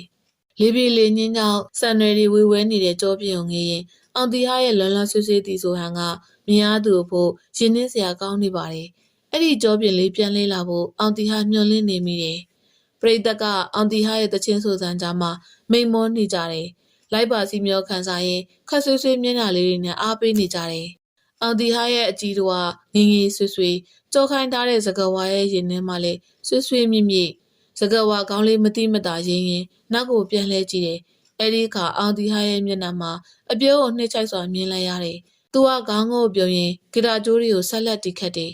အောင်တီဟာကစကားဝါရဲ့မျက်နှာလေးကိုပြုံးလဲကြည့်ရင်ဆိုလိုက်တော့စကားဝါရဲ့မျက်နှာလေးရှက်သွေးရောင်တန်းကအပြုံးနုနုနဲ့မျက်လှချသွားပါတယ်လှတယ်ရင်နဲ့စကားဝါပန်းလေးတစ်ပွင့်လိုပါပဲစကားဝါအိမ်ထဲမှာရှိလားဗျအောင်တီဟာလမ်းခေါ်တော့စကားဝါထွက်လာပါတယ်မင်းသားဘလို့ဖြစ်လို့ကျမကိုအော်ခေါ်နေရတာလဲကျွန်တော်စကားပြောချင်လို့ပါစကားဝါအတော်ရောကျွန်တော်နဲ့စကားပြောဖို့အတွက်အတော်စီမှာကျွန်တော်ခွင့်တောင်းပေးပါမယ်အမေမရှိဘူးမင်းသားစိုက်ခင်းနေပဲခဏသွားတယ်ဒါဆိုရင်ကျွန်တော်နဲ့စကားခဏလိုက်ပြောလို့ရမလားမရပါဘူးစကားဝါယတိပြက်ညင်နေအမေပြန်လာလို့ကျမမရှိရင်စိတ်ပူနေမှာစိုးလို့ပါဒါဆိုရင်လည်းကျွန်တော်အိမ်ထဲကိုခဏဝင်လာခဲ့ပါမယ်မသိတော့ပါဘူးမင်းသားအောင်တီဟာမျက်နှာစိတ်ရှုပ်ထွေးသွားဟန်နဲ့မျက်မှောင်ရေးကြုံလျက်အလိုမကျဖြစ်သွားရပါတယ်ဟိုလိုလည်းမရဒီလိုလည်းမရနဲ့သူမတကယ်ပဲဘာတွေကန့်သက်နေရတာလဲဒါဆိုရင်လည်းကျွန်တော်ဒီမှာပဲရက်ပြီးပြောပါမယ်မင်းသားဒါလည်းမသိတော့ပြန်ဘူးလားအောင်တီဟာခါထောက်ပြီးတော့စကားဝါမျက်နှာလွှဲပြန်နေဘာပြောမှပါလဲကျွန်တော်ကိုကြည့်ပါဟင်စကားဝါတစ်ချက်မောကြည့်ပြီးမှမျက်လွှာပြန်ချတယ်ဘာစကားပါလဲကျွန်တော်ပြောတဲ့စကားကိုကျွန်တော်ရဲ့မျက်နှာကြည့်ပြီးနားထောင်မှစကားဝါအလိုမကျတဲ့မျက်နှာလေးနဲ့ကြည့်မလာတော့အောင်တီဟာသူမရဲ့လက်ဖွားကိုလှမ်းဆုပ်ကန်လိုက်တယ်အဲ့ဒီအခါမှာစကားဝါကပြူးကြည့်တယ်ကျွန်တော်စကားဝါတို့သားမီးကိုတစ်သက်လုံးဆောက်ရှောက်ချင်ပါတယ်စကားဝါမန်လေးတင်းလိုက်တဲ့မျက်နှာနဲ့ဘာအတွက်ပါလဲမင်းသားကျမတို့ကိုတနာနေတာပါလားကျင်းသေးပါမဟုတ်ဘူးပေါ့စကားဝါကျွန်တော်ရိုးရိုးတနာတာမျိုးဆိုရင်တစ်သက်လုံးဆောက်ရှောက်ပေးခြင်းတွေဖြစ်ပါမလားစကားဝါမျက်လှချသွားပါတယ်ကျွန်တော်စကားဝါမြင့်မြင့်နုံနုံချစ်မိနေပါတယ်စကားဝါတထိတ်တလန့်ဖြစ်သွားရတယ်အောင်တီဟာလက်ထဲကနေသူမရဲ့လက်ကိုဆွဲထုတ်ဖို့ကြိုးစားတယ်ရုပ်ရှင်မင်းသားဖြစ်ပေမဲ့ဇလန်းတွေရလို့အဖွဲအနေနဲ့ကျွန်တော်ရဲ့အချစ်ကိုစကားဝါရုံအောင်ခိုင်းနိုင်မပြချင်ပါဘူးမြင်မြင်ချင်းအချစ်လည်းမဟုတ်သလိုခဏတစ်ဖြုတ်စိတ်ကစားရခြင်းလည်းမဟုတ်ပါဘူးစကားဝါကျွန်တော်တခုပဲတွေးမိလိုက်ပါတယ်ဒါကကျွန်တော်ပြန်သွားရင်စကားဝါတို့ဒီရောမှာမထားခဲ့ချင်တာပါပဲ စကားဝါရဲ့အကြည့်တွေစကားဝါရဲ့ဘသူနဲ့မှမတူတဲ့အမှုအကျင့်လေးတွေဟန်ပန်လေးတွေကိုကျွန်တော်ခဏခဏအာယုံဆိုင်မိနေပါတယ်နေနေညညကျွန်တော်အိမ်မက်ထဲမှာနေရာယူနေပါတယ်စကားဝါကျွန်တော်ကိုကျွန်တော်တခြားပြန်မေးကြည့်ပြီးပါပြီကျွန်တော်စကားဝါကိုနှစ်သက်မြတ်နိုးပါတယ်မဖြစ်နိုင်ပါဘူးမင်းသားစကားဝါနောက်သို့ခြေလန်းဆုပ်ကအောင်တီဟာရဲ့လက်တွေကိုဖယ်ခွာပစ်လိုက်ပါတယ်ရုပ်ရှင်မင်းသားတယောက်အနေနဲ့မင်းကလေးတွေနဲ့စိမ့်သက်မနေလောက်ဘူးလို့ကျွန်မထင်ပါတယ်ကျမအပေါ်မင်းသားရဲ့ခံစားချက်ကမဖြစ်နိုင်ပါဘူးစကားဝါနောက်လဲဖို့ပြင်တော့အောင်တီဟာလက်နှစ်ဖက်ကိုဆုပ်ဆွဲထားလိုက်ပါတယ်ရုပ်ရှင်မင်းသားမှန်ပါတယ်စကားဝါမင်းကလေးတွေနဲ့စိမ့်သက်မနေတာလည်းအမှန်ပါဒါပေမဲ့စကားဝါရဲ့အပြုအမူတွေပေါ်စိမ့်သက်ရင်ချင်းကပ်ဖို့မွေးမြဲဖြစ်နေခဲ့မိပါတယ်ကျွန်တော်ဒီလိုဖြစ်စေတဲ့ပထမအဦးဆုံးမင်းကလေးဟာစကားဝါလို့ပြောရင်ယုံမလားရင်မျက်နှာအနာကိုတိုးကပ်ပြီးစကားဆိုတော့စကားဝါခေါင်းရမ်းမိပါတယ်မင်းသမီးမူမူမြင်အောင်မင်းသားအမှန်မှာချစ်သူတွေဖြစ်ခဲ့ကြပါတယ်သူလက်ထပ်သွားတော့ဝမ်းနည်းခဲ့ရပါတယ်စကားဝါဒါပေမဲ့ကျွန်တော်ကိုအကြည့်တစ်ချက်အမူအရာတစ်ခုနဲ့တင်ဘာလို့ဘာကရမ်းမသိဖြစ်သွားအောင်စကားဝါတယောက်သာလုံနိုင်ခဲ့ပါတယ်အောင်တီဟာရင်တွင်းစကားတွေကိုဖွင့်ဟရင်နီးကပ်နေတဲ့စကားဝါရဲ့နှစ်ဖူးလေးကိုခပ်ဖွားနမ်းလိုက်မိပါတယ်မင်းသားစကားဝါတွန်းထုတ်ရုံကန်ရင်အောင်တီဟာရင်ခွင်နဲ့ထိုးပေးခံလိုက်ရတယ်စကားဝါရင်တွေပူလျက်လက်တွေတုံရင်နေပါတယ်ဘသူတွေများသူမတို့မြင်သွားလိမ့်မလဲမင်းသားရေကိုမြင့်လူရဲ့အတန်ဒီတခါတော့သူမကိုထွက်ပြေးခွင့်မပေးနိုင်တော့ပါဘူးအောင်တီဟာယုံနေတဲ့စကားဝါကိုလှုပ်မပေးပါဘူးကိုမြင့်လူကအပြုံးမျက်နှာနဲ့ဒီတခါတော့ကျုပ်လာမရှုပ်တော့ဘူးပြို့အောင်တီဟာရီလိုက်တယ်စကားဝါရှက်မျက်နှာလေးကိုဝှက်ရင်ငြိမ်သက်သွားပါတယ်သူမလက်ခံသည်ပေါ့စကားဝါရဲ့မျက်နှာလေးကအရင်အားထပ်ပို့ပြီးတော့ရွှင်လန်းလာတယ်သူမရဲ့အပြုံးတွေကတက်ဝင်လာတယ်စကားပြောလဲပိုများလာပြီးတော့ပိုတွက်လာတာမို့အောင်တီဟာသဘောကျနေမိပါတယ်စကားဝါအတော့ကိုမောင်တို့အကြောင်းဘရော့ဖွင့်ပြောမှလဲမင်းသားရဲ့အမေကျမတို့လက်ခံတဲ့အချိန်ထိပေါ့အောင်တီဟာစကားဝါရဲ့လက်ကလေးကိုထွေးဆုပ်ရင်အမေကဂုံမောက်တဲ့သူတယောက်မဟုတ်ပါဘူးစကားဝါမောင်ချစ်တဲ့အမျိုးသမီးကိုအမေကလည်းချစ်မှာပါ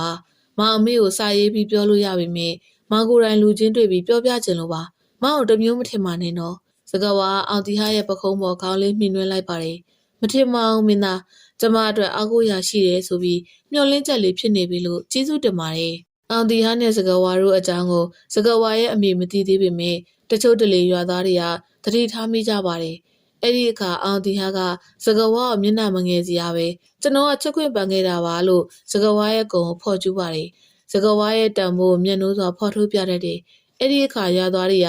ကစကားဝါကိုအားကျနှစ်သက်ကြပါတယ်ပြည်သူအချစ်တော်မင်းသားရဲ့ချစ်ရသူဖြစ်နေတဲ့စကားဝါကိုသူတို့အကောင်းစိတ်နဲ့မနာလိုမိကြတယ်စကားဝါတို့သားမိနဲ့အောင်တီဟာထမင်းတူစားမိကြအောင်ဒေါ်လေးဆန်းကဖန်တီးပေးတယ်နှစ်အိတ်တိန်ထမင်းတူစားပြကြတယ်ကိုမြင့်လူကစားကျင်နောက်ကျင်မိမဲ့စကားဝါသဘောထားကိုပြောပြထားတဲ့အတွက်စကားဝါအမေရိမ့်မိအောင်တော့မစားပါဘူးတခါတလေကိုမြင့်လူစားနောက်တာကိုအောင်တီဟာနဲ့စကားဝါတို့နှစ်ယောက်ပဲတည်ပြီးကိုမြင့်လူနဲ့သုံးယောက်သားကြိတ်ရကြရတယ်အဲ့ဒီအခိုက်အတန့်နေရတော့ကြည်နူးမှုအပြည့်မင်းသားအမေကိုဘရော့အကြောင်းကြားမှလေဗျာကျုပ်တော့စကားဝါနဲ့မင်းသားတို့အမျက်ယူစေခြင်းမီကိုမြင့်လူရဲ့စကားကိုအောင်တီဟာထောက်ခံပါတယ်ကျွန်တော်လဲစကားဝါနဲ့အတူနေခြင်းပါပဲကိုမြင့်လူအမေကိုကျွန်တော်စာရေးပြီးတော့ဒီမှာကျွန်တော်ချစ်သူရှိနေပြီဆိုတဲ့အကြောင်းတော့အတိပေးထားပြီးပါပြီကျန်တဲ့ကိစ္စအသေးစိတ်ကိုတော့အမေနဲ့မျက်နှာချင်းဆိုင်ပြီးတော့တလေးတနက်ပြောပြခြင်းလို့ပါမင်းသားဘရော့ပြတ်မှလေနောက်တစ်ပတ်တည်းပြတ်မယ်ကိုမြင့်လူအောင်တီဟာသူ့အမေစီစာရေးပို့ပြီးတိတ်မကြပြည်သူအချစ်တော်ရုပ်ရှင်မင်းသားအချစ်အတွေ့နေပြီဆိုတဲ့ခေါင်းစဉ်နဲ့သတင်းစာကောင်းကြီးပိုင်းမှာအောင်တီဟာပုံနဲ့တကွာပါလာပါတယ်ရန်ကုန်မှာပြည်သက်နဲ့စာနယ်ဇင်းသမားတွေအဲ့ဒီသတင်းကြောင့်အုံကြက်ကြက်ဖြစ်နေကြတယ်အဲ့ဒီသတင်းကိုမူမြင့်ကြားတဲ့အခါအောင်တီဟာရဲ့မန်နေဂျာမှတဆင်အောင်တီဟာတန်စာတစောင်ပို့ခိုင်းခဲ့ပါတယ်သူ့ကိုအောင်တတိယလွန်ဆော့စွာဖြင့်မြင့်စာရေးလိုက်ပါတယ်ကိုအောင်မြင့်ကိုမေးနိုင်ပြီပေါ့နော်ဝမ်းသာပါတယ်ကိုအောင်မြင့်လေကိုအောင်မိဘဝဲညာထွက်သွားတော့အဲ့ဒီကလေးကနေမဖြောင်းခဲ့ဘူးမြင့်ကမိဘစကားမလွန်ဆန်နိုင်လို့လက်ထပ်ခဲ့ရပေမဲ့ကိုအောင်ကအချစ်ဆုံးဆိုတာကိုအောင်သိမှာပါမြင့်တို့ပြန်တွေ့ရင်မြင့်ကိုရန်သူကြီးလို့သဘောမထားမလားယင်မြင့်မင်္ဂလာပွဲကိုကိုအောင်အပြုံးနဲ့တက်ခဲ့သလိုကိုအောင်မင်္ဂလာပွဲမှာလေမြင့်အပြုံးနဲ့တက်ရောက်မှာပါတစ်ချိန်ရမြင့်အောင်တီအားထံကကျေးဇူးပါမြင့်ဆိုတဲ့စာကြောင်းတိုလေးကိုခတ်တော်ရေးထားတဲ့စာလေးတစ်စောင်မူမြင့်ပြန်ရခဲ့ပါတယ်သူမစိတ်အေးရပါပြီမှိုင်းညိုနေတဲ့တောင်တန်းတွေကိုနောက်ခံထားကလမ်းလျှောက်ရခြင်းကဗဟိတိဆန်လာပါတယ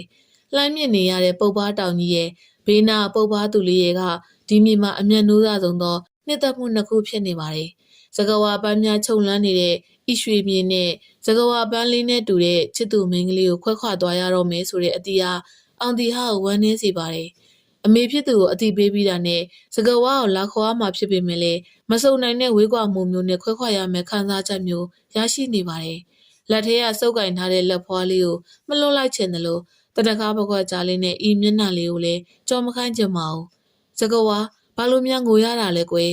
်မင်းသားမောင်လို့ခေါ်ပါလို့ပြောထားရဲ့နဲ့စကဝါကအောင်တီဟာရင်ဘတ်ပေါ်မျက်နှာဝက်ပြီးတော့ငိုရှိုက်လိုက်ပါတယ်တသိသိတုံနေတဲ့ကိုလေးကိုအောင်တီဟာပွေးဖက်ရင်နှစ်သိမ့်နေအစားအပျော်ရွှင်စွာနှုတ်ဆက်ခွဲခါဖို့တွေးထားခဲ့ပေမဲ့အောင်တီဟာရဲ့မျက်နှာကိုမြင်တိုင်းစကဝါရင်နဲ့လှိုက်ဖို့ဝမ်းနေလာမိတယ်အဲ့ဒီမျက်နှာလေးကိုနောက်တစ်ခေါက်ထပ်မှမြင်ရပါမလားဆိုတဲ့လေးလက်နဲ့စိတ်မချမှုများနဲ့စကဝါရဲ့ဘာကြောင့်များဒီလောက်ဝမ်းနေပလက်ငိုကြွေးနေရတာလဲယင်စကဝါရင်နဲ့မကောင်းဘူးမင်းသားကိုစိတ်မချဘူးဖြစ်နေတယ်ဒါဖြင့်မောင်နဲ့တူလိုက်ခဲ့ပါလားဘလို့လုပ်ပြီးဖြစ်မှာလဲမင်းသားအမေကလည်းကျမရဲ့အခြေအနေကိုမသိသေးဘူးပြီးတော့ဒီတူရလုံးကလည်းကျမတို့အကြောင်းမသိကြသေးဘူးမင်းသားနောက်လိုက်ရင်လူပြောစရာဖြစ်ပါလိမ့်မယ်မောင်အမေကစကဝါကိုလက်ခံမှာပါဒီအတွက်တော့စကဝါစိတ်မညစ်ပါနဲ့နော်မနောက်တစ်ခေါက်ပြန်လာရင်ရွာသားတွေရှိမှစကဝါကိုတောင်းရမယ်မောင်ကိုစောင့်နေပါနော်ကျမမျှော်နေမယ်နော်အောင်တီဟာစကဝါရဲ့နှစ်ဖူးလေးကိုဖွားဖွားနမ်းလိုက်ပါတယ်နောက်တစ်ခေါက်မောင်ပြန်လာရင်မောင်ကိုမောင်လို့ခေါ်ပါနော်အောင်တီဟာနှစ်ဖူးလေးကိုနမ်းပြီးတော့လက်ခုံလေးကိုအမျက်တနှုံနမ်းဆိုင်တယ်နှုတ်ဆက်အနမ်းလေးကသူမနှစ်ဖူးပေါ်သူမရဲ့လက်ခုံပေါ်ပူပူနွေ့နွေ့ဆွဲထင်ကြံရိပ်ခဲ့ပါတယ်အောင်တီဟာမပြတ်ငင်ဒေါ်လေးဆန်းတို့ပတ်ဆက်နဲ့လေကြော်တယ်လက်အုပ်ချီတွေလည်းကြော်ခဲ့ပါတယ်ကိုမြင့်လူကြီးကမျက်နှာရင်ညှိုးပုတ်နေတယ်ယောက်ျားရင်းမာကြီးကတန်ရောစင်တွဲနေတဲ့မင်းသားပြန်တော့မှမို့ငိုချင်းရဲ့လက်တို့ဖြစ်နေပါတယ်ကိုနေကြီးကဟေးလူခမငိုချင်းနေရလားဗျာလို့စားလိုက်တော့မျက်ရည်တွေတုပ်ရတော့တယ်အောင်တီဟာကိုမြင့်လူကိုကြည်ကရေးလိုက်မိပါတယ်မငိုပါနဲ့မြင့်လူရကျွန်တော်နောက်တစ်ခေါက်ပြန်လာခဲ့မှာပါမကြပါဘူးဒေါ်လေးဆန်းကအောင်တီဟာရဲ့လက်မောင်းလေးကိုကင်တော့မင်းသားလန်ခီမှာဂယူးဆိုင်တော်လို့မှားရှာတယ်မင်းသားကျုပ်တို့မျောနေမယ်နော်မျောနေမယ်လေစကဝါကိုမြင့်လူနဲ့အတူမျက်ရည်ကျမိပြန်ပါတယ်အောင်တီကကားပေါ်မတက်ခင်နောက်ဆုံးတစ်ခါအလဲမှာစကဝါကိုလှမ်းကြည့်သွားတယ်မျက်ရည်စားတွေနဲ့ပကွက်ကြားလေးပြက်နေတဲ့သူမရဲ့မျက်နှာလေးကိုနှမ်းဆိုင်ချင်မိတယ်အောင်တီဟာသူမရဲ့မျက်ဝန်းတွေကိုကြည့်ရင်မျက်ရည်ဝဲလာမိတယ်ရွာသားတွေကလက်ကိုစီပြပြီးတော့နှုတ်ဆက်နေကြတယ်အောင်တီဟာအားလုံးကိုလက်ပြန်ပြနေရင်ကားတကားပိတ်တော့တိတ်တဆိတ်မျက်ရည်ကျမိပါတော့တယ်မောက်ပုတ်ပါသူလေးစီနောက်တစ်ခေါက်တော့ပြန်ရောက်ချင်ပါတယ်ကားပေါ်မှာအလွမ်းနေကိုတချင်းချရရင်မျက်လုံးစူးစူးလေးနဲ့ပကွက်ကြားအမြဲကွက်တဲ့မျက်နှာဝါဝါဖွေးဖွေးလေးကိုအောက်မေ့တန်းထားလိုက်မိတယ်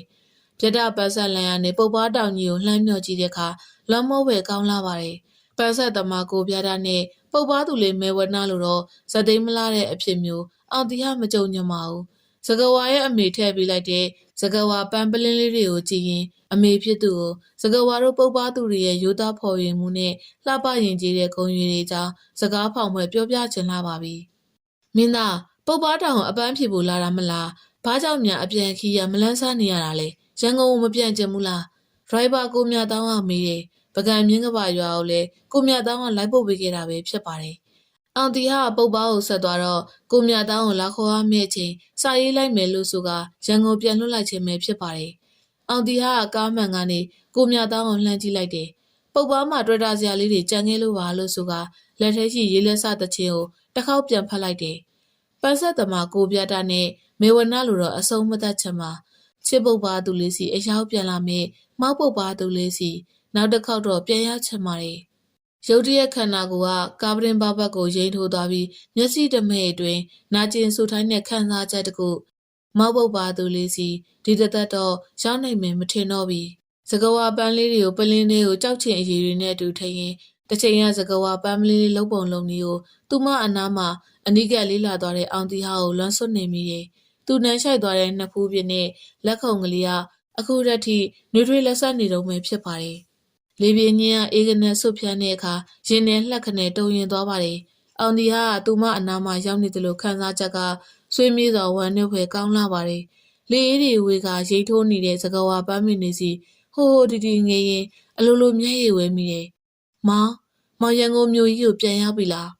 းသူမရဲ့မောင်ဆိုတဲ့အတုံးနှုံးကိုအောင်တီဟာများကြရင်တိတ်သဘောကျနေလိမ့်မလားလို့စကဝါတွေးမိတယ်စကဝါပန်းများထည့်ထားတဲ့တောင်းကလေးကိုခါနာမှာပိုက်လျက်အိမ်ကိုပြန်လာတော့ ကိုမြင့်လူရဲ့အိမ်ရှိမှာရွာသားတွေစုနေကြတာကိုမြင်လိုက်ရတယ်။ကိုမြင့်လူကမျက်နှာညှိုးပြီးတော့မျက်ရည်တွေကျနေပါတယ်။ဒေါ်လေးဆန်းကလည်းတရှုပ်ရှုပ်ငိုနေပါတယ်။ရွာသားတွေကလည်းအငိုမျက်နှာများနဲ့ကိုမြင့်လူက TV ကိုအတန်ကျကျဖွင့်လိုက်တယ်။သူတို့အားလုံးမတိကြသေးတဲ့ကိစ္စတစ်ခုကိုအတီးပြုဖို့စောင့်နေကြပါတယ်။ကြည်ကြသတင်းကျင်ညာတော့မယ်။ကိုမြင့်လူကအဲ့လိုပြောပြီးကိုပြစ်ပေါ်ထိုင်ချလိုက်တယ်။ရွာသားတွေက TV ရှေ့ဝိုင်းအောင်သွားကြတယ်။ TV မရှိတဲ့အိမ်များတာမို့ TV ရှိတဲ့ကိုမြင့်လူအိမ်မှာသူတို့စိုးမိကြပါတယ်။ရုပ်ရှင်မင်းသားအောင်တီဟာ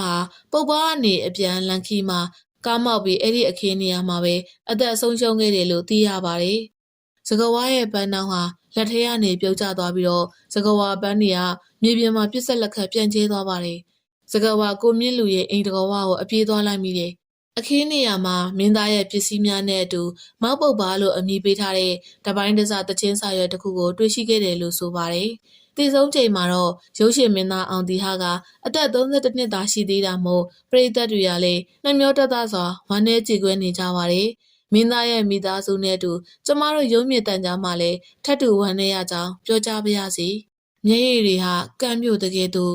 မောင်ပုတ်ပါသူစီပြန်မလာတော့ဘူးပေါ့နှလုံးသွေးများခန်းချောက်ကုန်ပြီထင်ပါတယ်။ရင်တွေကွဲရပါပြီမင်းသားရဲ့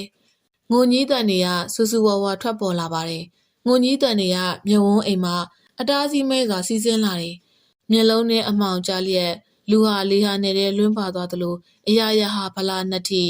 ပရိသတ်များချင်းအခုနားဆင်ကြရတဲ့ဇာတ်လမ်းလေးကတော့စာရေးသူကြိုကြိုရေးသားထားတဲ့မောက်ပုတ်ပါသူဆိုတဲ့ဇာတ်လမ်းလေးကိုအစအဆုံးတင်ဆက်ပေးခဲ့တာပဲဖြစ်ပါတယ်ရှင်။